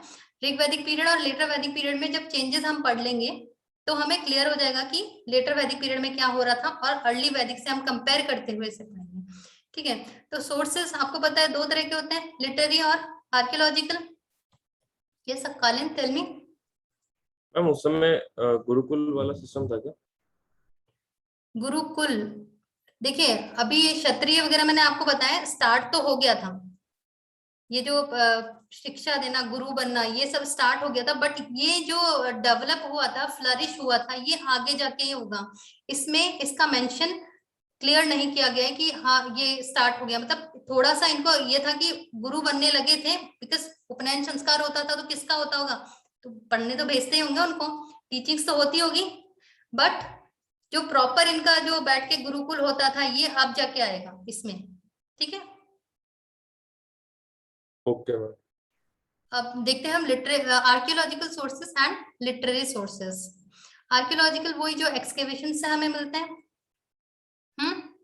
एंड लिटरेरी सोर्सेस जो कि हमें पुराण वेद मिले। अच्छा, लिटरेरी सोर्सेस जो हमने वेद पढ़े थे, एक वेद तो आ गया वहां अर्ली वैदिक पीरियड में, है ना, वहां पढ़ लिया हमने ऋग्वेद, बाकी 3 वेद आएंगे इसमें, उपनिषद आएंगे, right, remaining Vedas, all the 3 remaining Vedas, Upanishads, Brahmanas, Aranyak, ये सब इसमें हम देखेंगे लिटरेरी सोर्सेस। सबसे पहले देखते हैं आर्कियोलॉजिकल सोर्सेस। आर्कियोलॉजिकल सोर्सेस में हमें पॉटरीज मिली थी, जब एक्सकेवेशंस किए थे तो पॉटरीज मिली थी, पेंटेड ग्रेव वेयर्स मिले थे इसमें, PGW जिनको कहते हैं, PGW। और ये जब एक्सकेवेशंस करे थे तो इन ग्रे वेयर्स के अंदर कुछ कुछ अनाज मिले थे, कुछ जले हुए, कुछ अनकुक्ड, कुछ आधे जले हुए, इस तरह से ये मिले थे। तो उससे हमें पता चला कि एग्रीकल्चर स्टार्ट हो गया था, बिकॉज जो अनाज मिले थे उनके बेसिस पे हमने देखा कि पल्सेस भी हैं, राइस भी है। पहले तो हमने देखा था बार्ली था, अब धीरे धीरे हमें इनके अंदर पॉट्स के अंदर या फिर कहीं कहीं स्प्लिटर किए हुए कुछ कुछ ग्रेन्स मिले। तो इसका मतलब यहाँ एग्रीकल्चर अच्छे से होने लग गई थी। अब पहले तो बहुत कम होती थी एग्रीकल्चर, एग्रीकल्चर की इतनी इंपॉर्टेंस नहीं थी जितनी की डोमेस्टिकेशन ऑफ एनिमल्स की थी। अब जाके एग्रीकल्चर फ्लरिश होने लगा था। ठीक है, ये हमें कैसे पता चला? आर्कियोलॉजिकल सोर्सेस से जब हमने डिगिंग करी तो हमें क्या मिला, इनके एविडेंसेस मिले। ठीक है, इससे हमें पता चला कि यहाँ तो राइस भी है, पल्सेस भी है, मस्टर्ड भी है, व्हीट भी है। अच्छा, राइस को क्या बोलते थे? व्रीही, वैदिक टर्म्स में व्रीही बोलते थे। एंड व्हीट वाज कॉल्ड, या तो इसको गोधुमा बोलते थे या फिर धान भी बोलते थे। ठीक है, ये दोनों ही चीजें व्हीट को रेफर करेंगी, एक्चुअली सारे ग्रेन्स को ही रेफर करेंगी, but to be more precise इसको गोधुमा बोला गया है। ठीक है, राइस को व्रीही बोला गया है। पल्सेस और मस्टर्ड भी मिल रही थी, सेसमे भी मिल रही थी, और बार्ले तो था ही, बार्ले वाज आल्सो देयर। अच्छा, ये जो लेटर वैदिक पीरियड है, यहाँ पर एक्सकेवेशंस में हमें मिले आयरन वेपन्स। ठीक है, आयरन वेपन्स की वजह से इसके क्या बोलना शुरू करा हमने इसको, this is iron age, iron age. ठीक है, आयरन वेपन्स की वजह से इसे हमने आयरन एज बोला। तो आयरन वेपन्स जब मिल गए तो टूल्स बनने लग गए होंगे, इसके मतलब वेपन्स मिले मतलब टूल्स बनने लग गए होंगे, टूल्स बनने लग गए होंगे मतलब अब टेरिटरी बनेगी। कैसे बनेगी? राजा ज्यादा पावरफुल होगा। कैसे होगा राजा पावरफुल? वेपन्स बन गए, अब वेपन्स बन गए, फाइट्स होंगी, उनमें वेपन्स यूज होंगे, राजा स्ट्रॉन्ग हो जाएगा। कैसे होगा ये देखते हैं अभी हम। तो सबसे पहले देखते हैं कि पॉटरीज मिली है इसमें, पेंटेड ग्रेवेयर्स इसमें मिले हैं, पेंटेड ग्रेवेयर्स। कोई मुझे बताएगा कि आर्कियोलॉजिकल सोर्सेस में अर्ली वैदिक पीरियड में क्या मिला था? अर्ली वैदिक पीरियड में जो ये मिले थे, पॉटरीज मिली थी, इनको क्या बोलते हैं?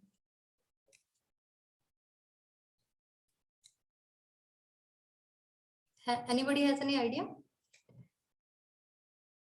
Yes, tell me. इनको बोलते थे OCP. Have you heard of this? OCP सुना है किसी ने? देखिए,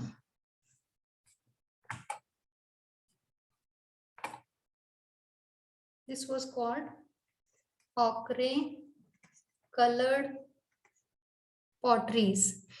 ochre का मतलब होता है मिट्टी के कलर की, जो अर्थ का मिट्टी का कलर होता है ओरिजिनल, उस कलर की पॉटरीज मिली थी, ऐसे पेंटेड नहीं मिले थे। तो दोनों में डिफरेंस क्या हुआ? एक तो डिफरेंस ये हो गया कि यहाँ पे आयरन वेपन्स मिल रहे थे। आयरन को यहाँ पे इन्वेंट, पहली बार आयरन के वेपन्स मिले थे, तो इसको आयरन एज कहा गया है। इससे पहले क्या यूज कर रहे थे वो? ब्रॉन्ज यूज कर रहे थे। Bronze is an alloy. किसका एलॉय है ब्रॉन्ज? ब्रॉन्ज किसका एलॉय है? Tin and copper. ठीक है, टिन और कॉपर का अलॉय।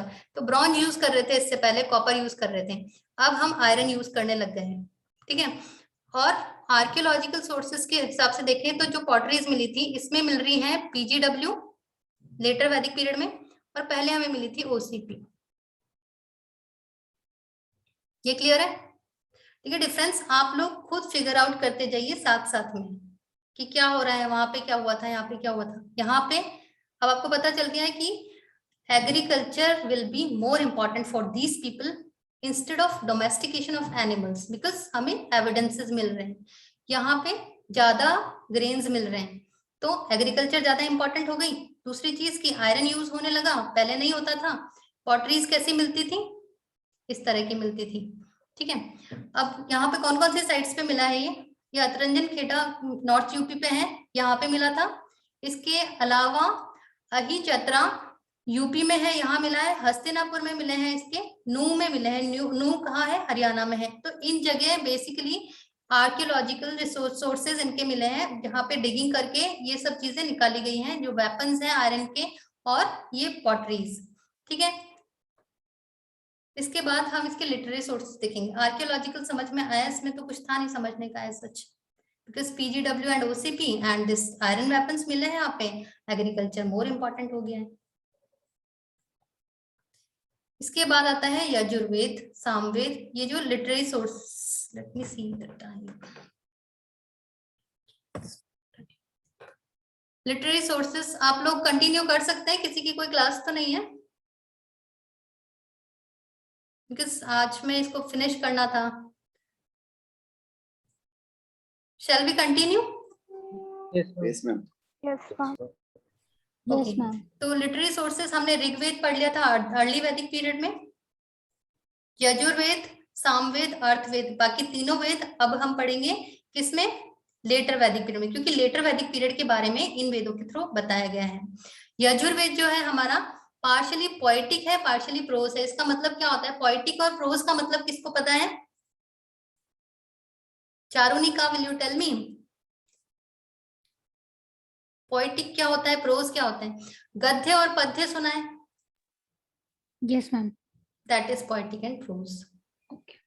ठीक है, तो गद्य में मतलब क्या होता है? हम लिखते हैं फॉर्म, इस फॉर्म में, सेंटेंसेस के फॉर्म में लिखते जाते हैं, किसी को समझ में आ रहा है तो आ रहा है, नहीं आ रहा तो नहीं आ रहा। ठीक है, लिख रहे हैं, आता है वैसे समझ में। बट उसमें क्या होता है? प्रोज में हम in the form of poems we will write. And हम पद्य भी पढ़ते थे ना, कुछ कुछ रसखान की कविताएं, कुछ कुछ कबीर की कविताएं, दोहे, तो दोज वर पोएटिक फॉर्म। ठीक है, तो वो पोएम्स के फॉर्म में होता था। तो ये यजुर्वेद में क्या है? आधा तो पोएटिक फॉर्म में है, आधा प्रोज फॉर्म में है। सामवेद पूरा पोएट्री है, because Samaveda is related to sangeet, that is music. तो सारी की सारी जो हाइम्स ऋग्वेद की थी वो पोएटिक फॉर्म में चेंज की गई है सामवेद में। ठीक है, अथर्ववेद को नॉन आर्यंस का वेद भी कहते हैं, ये भी पोएट्री की फॉर्म में है। देखिए, पहले वाला था वो सारा का सारा इंडस वैली के एरिया में लिखा गया था, और वो आर्यंस को डिफाइन करते हुए लिखा गया था। बट अथर्ववेद नॉन आर्यंस के बारे में है, और पोएटिक फॉर्म में है ये, और ये जो है ये गैंगेटिक एरिया के आसपास की बात हो रही है, यहाँ पे लिखा गया है। तो दोनों में डिफरेंस है, ठीक है। ऋग्वेद और ये बाकी सारे वेद और अथर्ववेद में क्या डिफरेंस है कि ये जो है बाकी से थोड़ा अलग है। कैसे है ये हटके? नॉन आर्यंस का एक तो, और इसमें सारे के सारे मैजिक स्पेल्स और ये सब इसमें बताए गए हैं, मतलब सोशली रिलेटेड है ये। बाकी सारे के सारे तो भगवान की पूजा, इसकी पूजा, उसकी पूजा, संगीत, यही था। और this is slightly different from all the 3 Vedas, ठीक है। इसके बाद ब्राह्मणास है, अरण्यक है, उपनिषद है। इनको देखते हैं। सबसे पहले यजुर्वेद देखें। यजुर्वेद में वाय मीन्स यजुर, वाय मीन्स यज्ञ बताया था, ठीक है। इसमें बताया कि किस तरह से यज्ञ करने हैं, रिचुअल्स ऑफ यज्ञ। देखिए मैंने यज्ञ लिखा है, कहीं कहीं यज्ञ लिखा है, बिकॉज इंग्लिश में और हिंदी में ना थोड़ा थोड़ा डिफरेंस आ जाता है। यज्ञ बोल रही हूँ, यज्ञ लिख रही हूँ, तो both are same thing. YAGJNA is same as YAGYA, yajna and yajna both are same, ठीक है। तो इसमें जो रिचुअल्स हैं यज्ञ के और सेक्रीफाइसेस के, मतलब किस तरह से करना है, ये वाला यज्ञ होगा है ना, तो ये कैसे होगा, अश्वमेध यज्ञ होगा तो कैसे होगा, ये वाला सेक्रीफाइस होगा तो ये कैसे होगा, इस वाले एनिमल्स का करना है, इस वाले एनिमल का करना है। तो ये सब जो रिचुअल्स हैं ये किसमें लिखे हुए हैं? यजुर्वेद में लिखे हुए हैं। यजुर्वेद 2 पार्ट्स में इसको क्लासिफाई 2 तरह से बताया गया है कि यजुर्वेद शाम यजुर्वेद है जो कि प्रोस फॉर्म में है, और शुक्ल यजुर्वेद है। शाम मीन्स ब्लैक।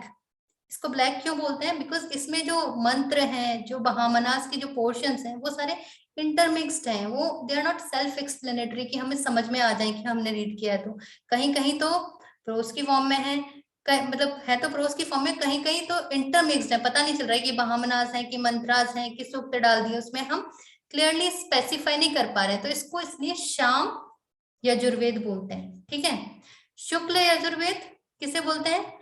इसमें मंत्रास और ब्राह्मणास का पोर्शन है, उसको क्लियरली सेपरेट कर दिया है कि we are able to figure out कि ये मंत्रास हैं, ये ब्राह्मणास की नॉलेज दे रहे हैं। तो इस तरह से शाम और शुक्ल 2 तरह के यजुर्वेद हैं।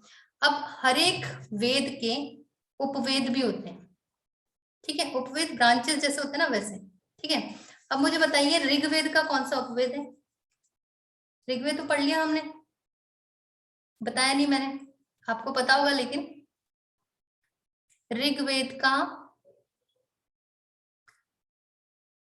नहीं पता, ठीक है। आप पता करके आइएगा, नेक्स्ट क्लास में मैं आपसे पूछूंगी। यजुर्वेद का है धनुर्वेद, उपवेद इसका, ठीक है। Next is your Samaveda. Samaveda musical hymns हैं, इसमें जो भी ऋग्वेद के हैं वो सारे बोरो किए गए हैं, प्लस थोड़े से इसके ओरिजिनल हैं, ठीक है। Only 74 hymns are original and rest are borrowed from Rigveda. इसका उपवेद है गंधर्व वेद। देखिए ये पूछा जा सकता है, मतलब पूछा तो क्या, आपको पता होना चाहिए कि किसका उपवेद कौन सा है। गंधर्व वेद इसका उपवेद है सामवेद का। सामवेद इज रिलेटेड टू संगीत, बिकॉज एस सामवेद ऐसे संगीत, संगीत इज म्यूजिक, म्यूजिकल फॉर्म में आपको क्या लिख के दिया हुआ है, सारे के सारे हाइम्स म्यूजिकल फॉर्म में है, ठीक है। ये हुआ आपका Yajurveda, and then Samaveda, and then Atharvaveda. Atharvaveda को क्या कहा जाता है? ब्रह्मवेद, सबसे श्रेष्ठ वेद कहा जाता है इसको। लास्ट वाला वेद है और सबसे श्रेष्ठ कहा जाता है, because this was slightly different from others. इसमें मैजिक चार्म्स, स्पेल्स, मैरिज के, डेथ के, ये सारे के सारे सोशल जो चीजें हैं वो इसमें ज्यादा बताई गई है, instead of that praising of God या फिर हाइम्स बन रहे हैं या फिर संगीत, ये इस तरह से नहीं है, इसमें थोड़ा सा डिफरेंट है। फर्स्ट टाइम मेडिसिन का यूज किसमें किया गया था? फर्स्ट टाइम अथर्ववेद में बताया गया था मेडिसिनल यूज। लेकिन देखिए इस तरह से जैसे हम बता रहे हैं कि इसमें मेडिसिनल यूज फर्स्ट टाइम बताया गया है, तो इस तरह से आयुर्वेद को इसका उपवेद बताया जाता है। मतलब कई लोग बोलते हैं दिस रिलेटेड टू आयुर्वेद, जबकि ऋग्वेद का उपवेद है आयुर्वेद, जो मैंने अभी आपसे पूछा था। तो इसको बताया जाता है because this is related, Rigveda में भी मेडिसिनल हर्ब्स जो है उनके बारे में बताया गया है, इसलिए पहले ही ऋग्वेद का जो है ऋग्वेद के अंदर बता दिया गया था कि आयुर्वेद उसका उपवेद है। This is related to Ayurveda also, because medicine use हो रही है इसमें, ठीक है। उपवेद नहीं है, but this is related to, अगर ये आता है कि कौन से रिलेटेड है तो ये दोनों ही होगा। अगर ऋग वाला दिया हुआ है ऑप्शन तो वो होगा, ये दिया हुआ है तो ये भी होगा, ठीक है। It's a book of non Aryans, बाकी सारी are the book of Aryans. Non Aryans को क्या कहा गया है? दास, दस्यु, पानी, पानी, पानी है ये प्रोनाउंस ऐसा होता है। तो नॉन आर्यंस को दास, दस्यु या पानी भी कहा जाता है। और ये कंपोज कहाँ हुई है? सारी की सारी गैंगेटिक प्लेन्स में। ये अथर्ववेद पूरा कहाँ? गैंगेटिक प्लेन्स में हुआ है, वहां नहीं हुआ है जैसे पहले हुआ था। कहाँ? इंडस वैली में, है ना, स्टार्टिंग में जब आए थे आर्यंस, ठीक है।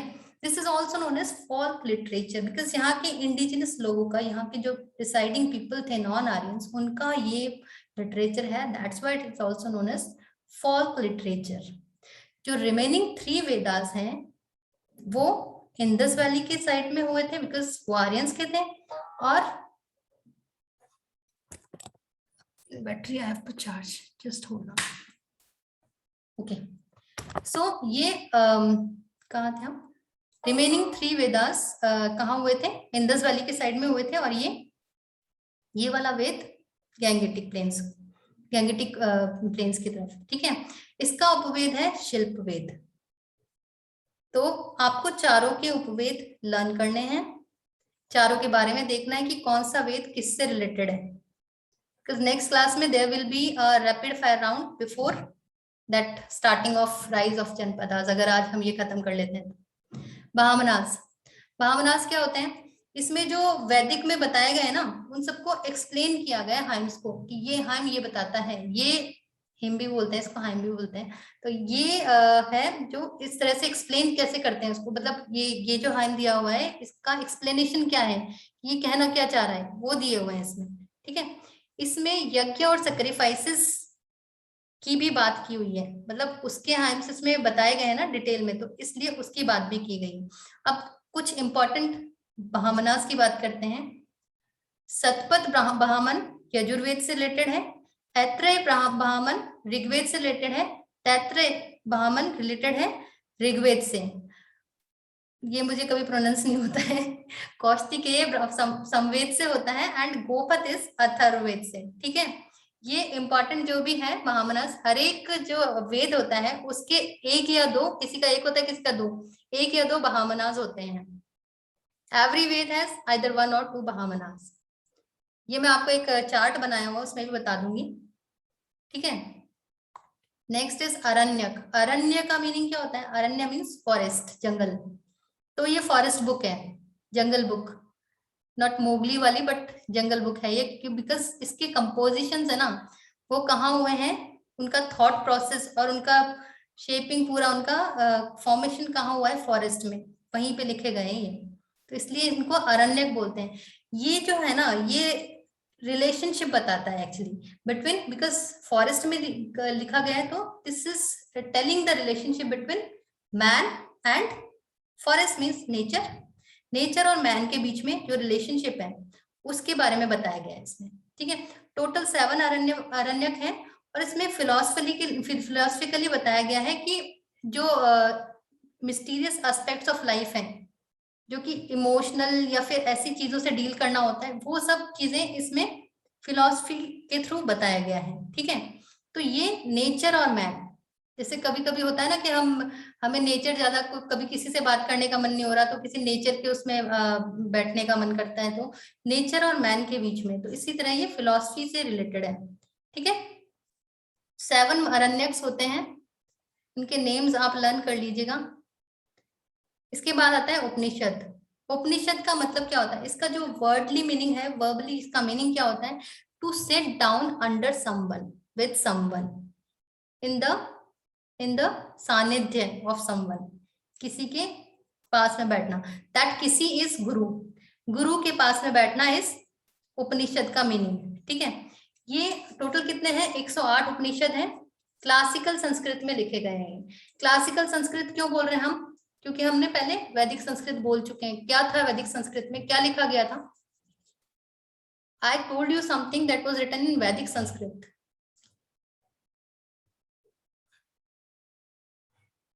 याद है किसी को? ऋग्वेदा, ऋग, या ऋग्वेदा को लिखा गया था वैदिक संस्कृत में। So what is the difference between this Vedic and this classical Sanskrit? Because अब संस्कृत रिफाइन हो गई है, पहले जो थी वैदिक वाली दैट वाज नॉट रिफाइंड, मतलब अब जो उसके वर्ड्स हैं that they are more precise, they are able to convey clearly. तो ये क्लासिकल संस्कृत में लिखा गया है।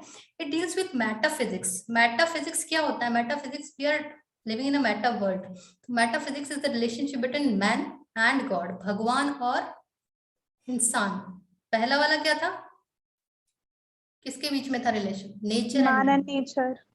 Nature and man, this is between man and God. ठीक है।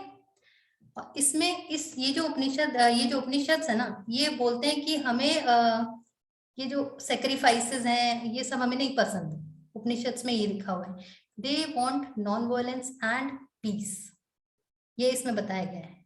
ठीक है। they taught the values of non-violence and the importance of peace. non-violence, अभी तक किसी ने बात नहीं करी इस बारे में, non-violence और peace के बारे में उपनिषद ही बोल रहे हैं। उनको पसंद नहीं है ये जो यज्ञ होते हैं, ये जो इतने तुम कर्म कांड करते हो, they are not liking this. It opposes the rituals of sacrifices. Upanishads, they are opposing the rituals of sacrifices, they are not liking it. Important Upanishad के नाम देखते हैं, 108 है टोटल, तो सारे तो हम बताएंगे नहीं, लेकिन जो इंपॉर्टेंट है स्टार्टिंग के 12 है ना, जो स्टार्टिंग के 12 आप कहीं भी इसकी लिस्ट देखेंगे तो स्टार्टिंग के 12 जो है वो they are been discussed in all the Vedas. कौन कौन से वेद में किस किस का डिस्कशन हो रहा है ये भी देखते हैं। बृहदनायक उपनिषद, पहला उपनिषद है बृहदनायक, दूसरा है छंदोग्य, तीसरा है मुंडक। मुंडक उपनिषद में ये जो लाइन थी सत्यमेव जयते, ट्रुथ प्रिवेल्स, ये मुंडक उपनिषद में वहां से ली गई है। ओके, पूछा भी गया है ये क्वेश्चन, अब किससे कौन सा लाइन पूछ लेंगे पता थोड़ी है। मुंडक उपनिषद से Satyameva Jayate. Mandukya Upanishad, then Katha and Kena and Isha, these are the most important Upanishads. ठीक है, अब हमने क्या क्या देख लिया है, देखते हैं अभी। ये देख लेते हैं वेद्स, लिटरेरी सोर्सेज देखे थे हमने। यजुर्वेद देखा है, सामवेद, अथर्ववेद, बहामनास, आरण्यक एंड उपनिषद्स। ठीक है, ये सारे लिटरेरी सोर्सेज हैं। ये हमें बताते हैं किसके बारे में? लेटर वैदिक पीरियड के बारे में, कि लेटर वैदिक पीरियड में क्या क्या हो रहा था, कौन से सेक्रीफाइसेस हो रहे थे, किस तरह से करते थे, कौन से सेक्रीफाइस का क्या प्रोसेस होता था, है ना, ये सब इसमें बताया गया है। इनके उपवेद लर्न कर लीजिएगा आप। देन ये देखते हैं क्लासिफिकेशन ऑफ वैदिक टेक्स्ट्स, कैसे क्लासिफाई किया गया है। देखो सारे जो वेद है ना,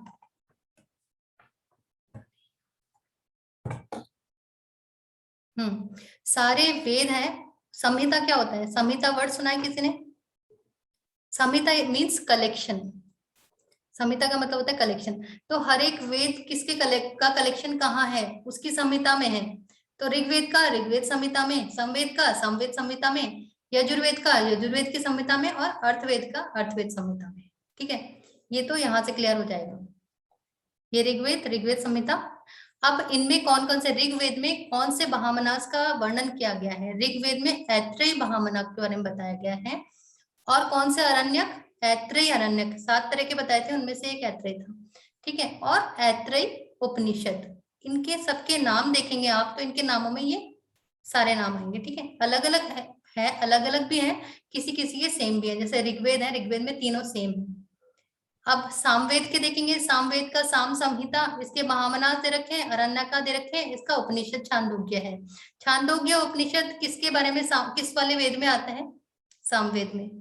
ये आपको लर्न करना है। ठीक है, यजुर्वेद का 2 अलग अलग है, शुक्ल यजुर्वेद का अलग बताया कि शतपथ बहामनास में है इसका डिस्कशन, बृहदनायक और ये ईशावास्य, इस उपनिषद में इसका, दोनों उपनिषद में इसका वर्णन है। कृष्ण जो यजुर्वेद है इसका बताया कि कौन सा बहामना है, दोनों में अलग अलग। देखिए उसमें शतपथ बहामन है, इसमें तैत्रेय है। ठीक है, इसमें अरण्यक कौन सा है? तैत्रेय अरण्यक है, और इसका उपनिषद भी यही है। अथर्ववेद की बात करें तो ये अथर्ववेद कौन से, इसका कलेक्शन कहाँ है? अथर्ववेद संहिता में है। गोपथ बहामन है और इसका कोई अरण्यक नहीं है। तो ये अगर पूछते हैं आपसे कि कौन सा ऐसा वेद है जिसका कि कोई आरण्यक ही नहीं है, कौन सा है ये? अथर्ववेद। एक बार इसको देख लीजिएगा, आपको क्लासिफिकेशन समझ में आ जाएगा। बिकॉज अगर ये पूछते हैं कि कौन सा वेद किससे रिलेटेड है, जैसे मैंने इसमें बताया था कि this is related to this, this is related to this, तो ऐसे आप प्लान कर लीजिएगा। चेंजेस कंटिन्यू करें,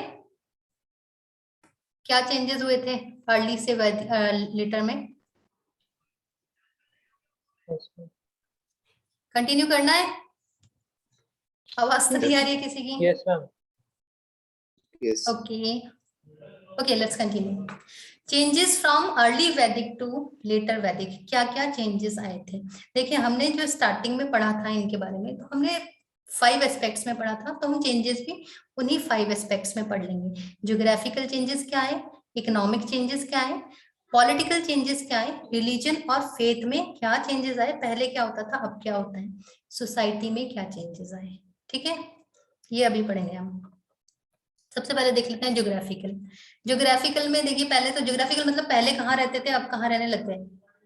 पहले वो रहते थे इंडस वैलीज रीजन में, हमने देखा था कहाँ से आए थे, आर्यंस आए थे, कहाँ सेटल हुए, इंडस वैली रीजन में। और अब कहाँ लेटर वैदिक पीरियड आते आते ये सारे के सारे गैंगेटिक वैली में सेटल हो गए। ठीक है, एक ही डिफरेंस हुआ कि ये पहले वहां रहते थे, अब ये यहाँ रहने लगे। ठीक है, और ज्योग्राफिकल चेंजेस में देखें तो पहले जो इनकी होली रिवर बताया था मैंने कि इनकी होली रिवर कौन सी थी, जिसको पायस मानते थे, जिसकी पूजा करते थे, सरस्वती। दैट वाज सरस्वती नदी। इंडस वाज इकोनॉमिकली इम्पोर्टेंट, अच्छी थी, बट सरस्वती नदी को ये होली रिवर मानते थे। अब जब ये शिफ्ट हो गए हैं गैंगेटिक वैली में, तो किसको करेंगे पूजा, गंगा नदी को। तो अब चेंज हो गई है, गैंगेटिक वैली में आ गए तो गंगा रिवर इनकी होली रिवर मानी जाएगी। ठीक है, 2 चेंजेस ये आए ज्योग्राफिकल, उनकी लोकेशन का चेंज हो गया, उनकी रिवर होली रिवर चेंज हो गई है। अच्छा, गॉड का मैंने वहीं पे बता दिया था कि इंद्र सबसे इंपॉर्टेंट था। अब यहाँ पे कौन हो जाएगा, यहाँ पे कौन हो जाएगा, ब्रह्मा। ब्रह्मा को क्या बोलते हैं, अभी किसने बताया था? चलिए, इकोनॉमिक चेंजेस।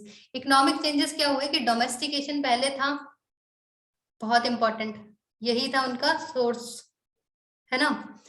एग्रीकल्चर अब लेटर वैदिक पीरियड में आते आते एग्रीकल्चर इनका इंपॉर्टेंट ऑक्यूपेशन बन गया। ठीक है, डिफरेंस देखा आपने, पहले क्या था, इनके पास खाली एनिमल्स थे, तो क्या हुआ, एनिमल्स थे, एग्रीकल्चर ज्यादा पता नहीं था, 1-2 ही क्रॉप्स उगाते थे। तो अब क्या करते हैं, ये चेंज हो गया इनका, लेटर वैदिक पीरियड में ऑक्यूपेशन हो गया है एग्रीकल्चर। एग्रीकल्चर हो गया तो जैसे एग्रीकल्चर पिक्चर में आया तो लैंड भी आ जाएगा।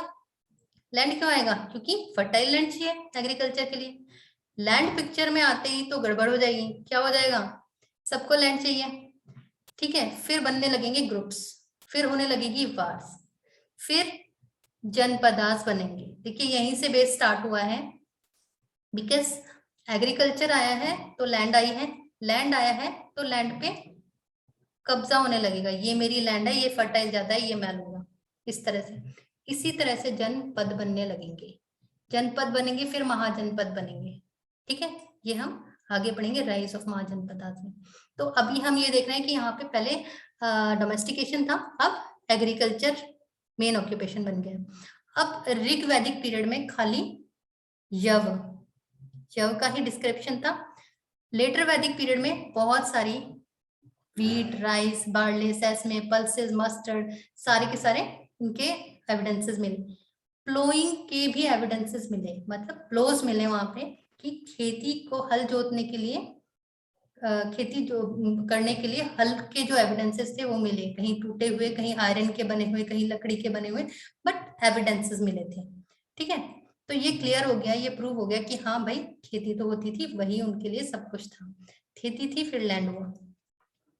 ये हो गए इकोनॉमिक चेंजेस। पॉलिटिकल चेंजेस क्या हुए, पॉलिटिकल चेंजेस में क्या हुआ है कि जो राजा था, जिसको इतनी इंपॉर्टेंस नहीं दी जाती थी, पहले खाली ट्राइब का हेड बना दिया था कि भाई तुम ट्राइब की रक्षा करो, तुम्हारा यही काम है, या तो हमारे लिए एनिमल्स लेके आओ, या फिर तुम ट्राइब की रक्षा करो। कैसे करोगे, बाहर करके जो हमारे एनिमल्स को ले जा रहा है उनसे लड़ाई करके वापस लाओ, इस तरह से यही उसका काम होता था। लेकिन अब राजा पावरफुल हो गया था। कैसे हो गया था?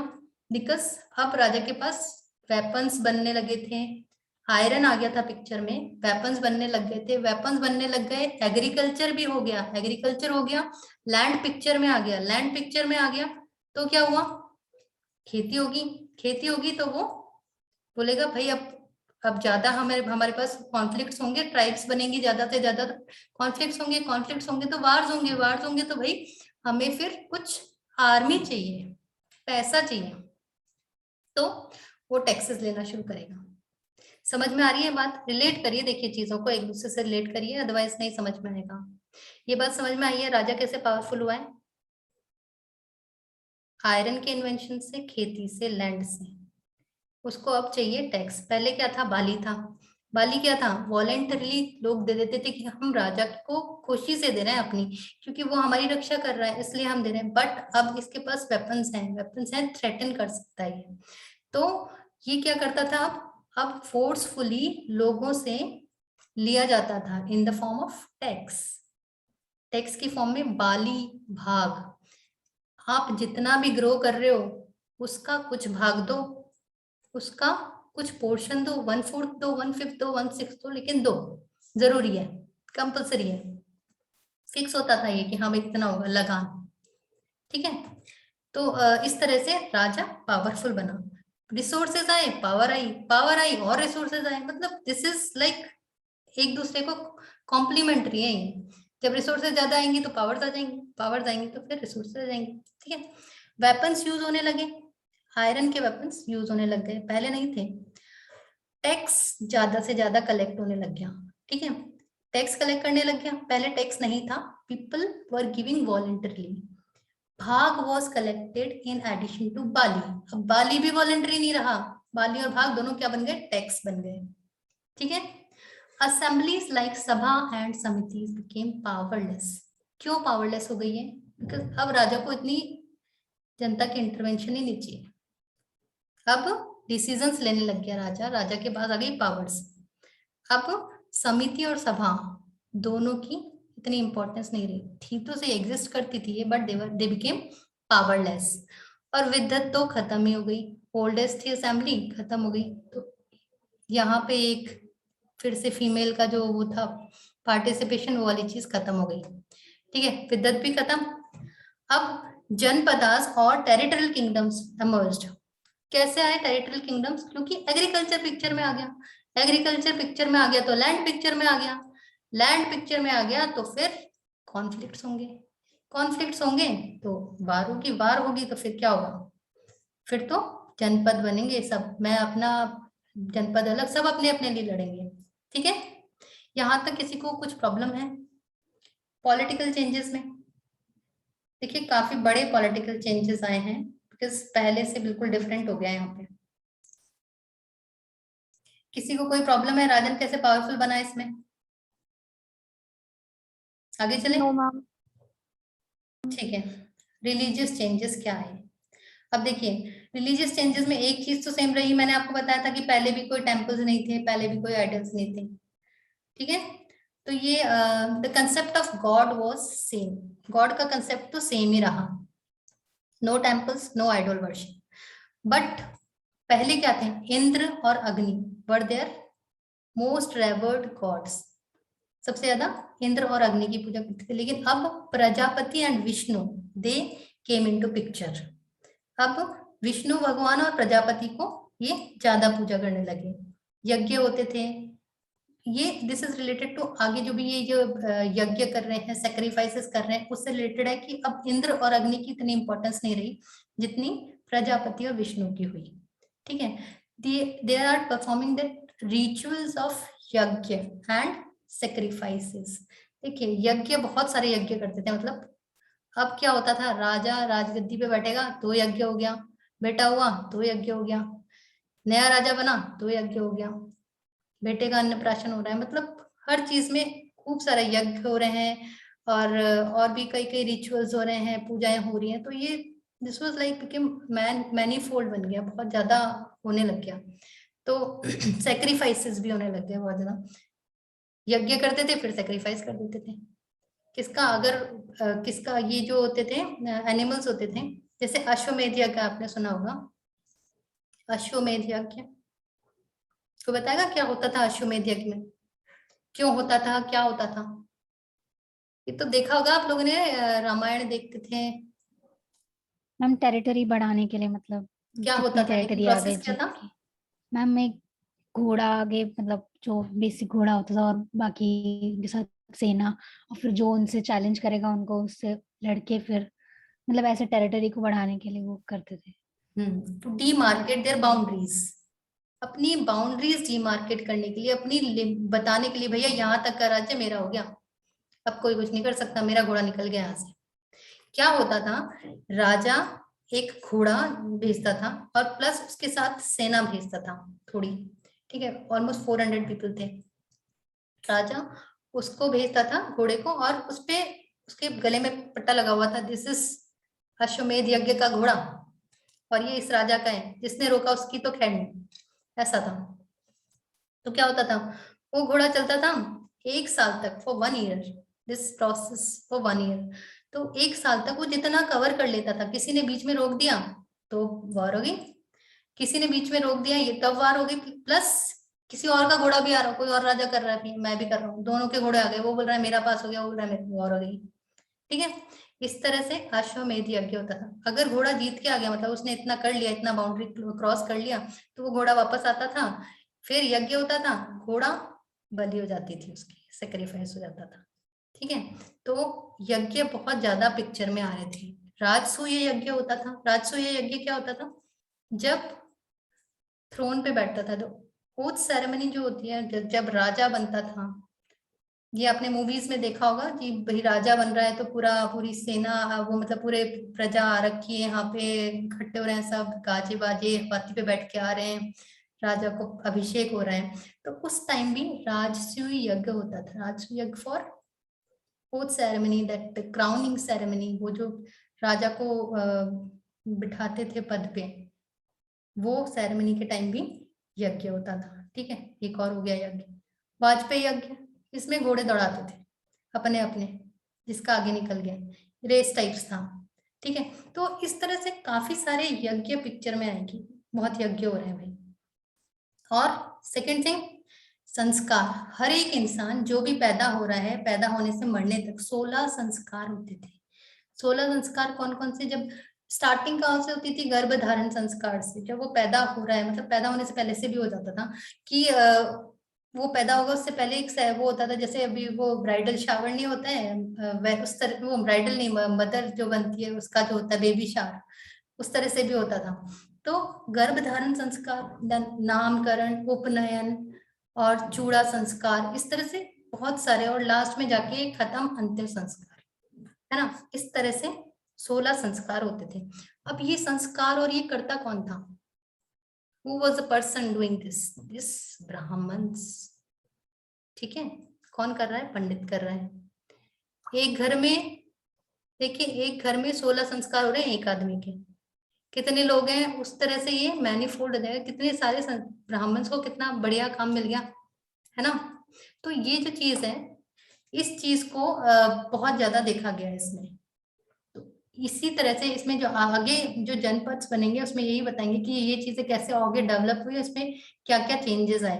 तो ये चीजें पसंद नहीं आ रही थी कई जगह, उपनिषद इसको बिल्कुल मना कर रहे थे कि ये तो क्या है, ये सारे टाइम यज्ञ करते रहते हैं, कितना खर्चा हो रहा है फालतू का, कितना खर्चा हो रहा है, प्लस ये सब कुछ ब्राह्मण के पास जा रहा है। क्या मिलता था? ब्राह्मण को लैंड मिल जाती थी, तुमने ये क्या हमारे लिए ये लो, इस तरह से ब्राह्मण्स के पास जा रहा था सारा का सारा। तो दिस थिंग, रिलीजियस चेंजेस क्या हुए? पहले थोड़े होते थे ये, कोई संस्कार नहीं होते थे, ये कोई यज्ञ नहीं होते थे, बट ये इस टाइम आ गए थे बिकॉज राजा को अपनी पावर दिखानी थी। he has to show that he is more powerful, he is getting more powerful, he has got more resources। तो शो ऑफ करने के लिए भी ये सारी चीजें होती थी, ठीक है। ये रिलीजियस चेंजेस हो गए। तो हमने सारे चेंजेस देख लिए, कौन कौन से चेंजेस हुए हैं, ठीक है। अब मैं आपको थोड़े से टर्म्स बता देती हूँ जो कि वैदिक पीरियड में यूज होते थे, जिनके मीनिंग बस उसके बाद खत्म करते हैं। देखिए, अच्छा यहाँ तक कोई इश्यू है किसी को? रिलीजियस चेंजेस क्या हुए, political changes, economic changes, geographic changes, No. बताइए कुछ चीज वापस करनी है रिपीट तो ठीक है। तो बेसिक टर्मिनोलॉजी में जो गविष्टि वर्ड यूज होता है, गविष्टि वर्ड यूज हुआ है वेदास में। इसका मतलब है लड़ाई होती थी जो गायों के लिए, कैटल्स के लिए, दैट इज गविष्टि। व्रीहि राइस के लिए। स्पस इज स्पाई जो कि नजर रखते थे कैटल्स पर। धान इज फॉर ग्रेन्स। सिरा इज फॉर प्लो जिसके एविडेंसेस मिले थे कि हाँ खेती होती है। साराभा इज एनिमल, एलिफेंट, ठीक है। एलिफेंट के लिए साराभा यूज होता था। Aghanya is for cow. I have told you earlier, aghanya का मतलब होता है जिसे मारा नहीं जा सकता, which should not be killed, that was for cow।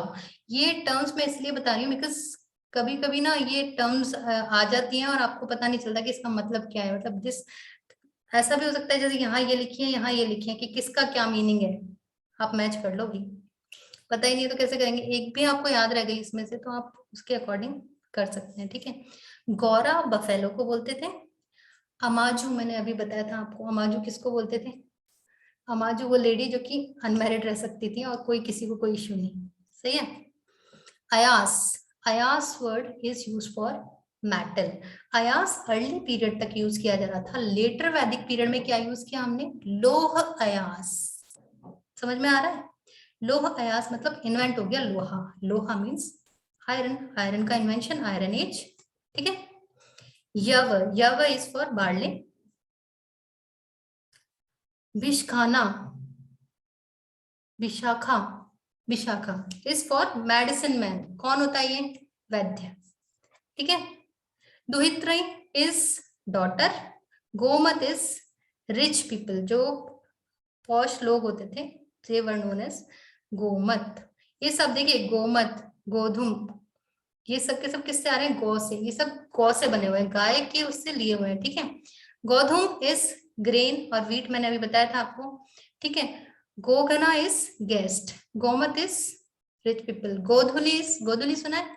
क्या होता है गोधुली वेला? गोधुली, गो मतलब गाय, धूली मतलब धूल, गाय की धूल। जब गाय चल रही है तो धूल आ रही है, मतलब वो रिटर्न हो रही है अपने घर, वापस जा रही है। कब जाती है? शाम को जाती है। गोधुली वेला मीन्स इवनिंग टाइम, ठीक है। ये कुछ टर्म्स हैं, इसके अलावा काफी लंबी है ये लिस्ट तो, बट ये इंपॉर्टेंट टर्मिनोलॉजीज हैं जो कि आपको देखने को भी मिली है पिछले उसमें भी। तो this was all about this early वैदिक एंड लेटर वैदिक। इसमें अगर कुछ पॉइंट्स रहते हैं तो हम कवर करेंगे एमसीक्यूज से, या फिर जो कल मैं आपसे क्वेश्चंस पूछूंगी उससे, ठीक है। तो एक बार आप इसको देख लीजिएगा, प्लस आप रेफर कर लीजिएगा कुछ और भी आपके पास जो सोर्सेज हैं, ठीक है। So this is for today. Anybody has any queries?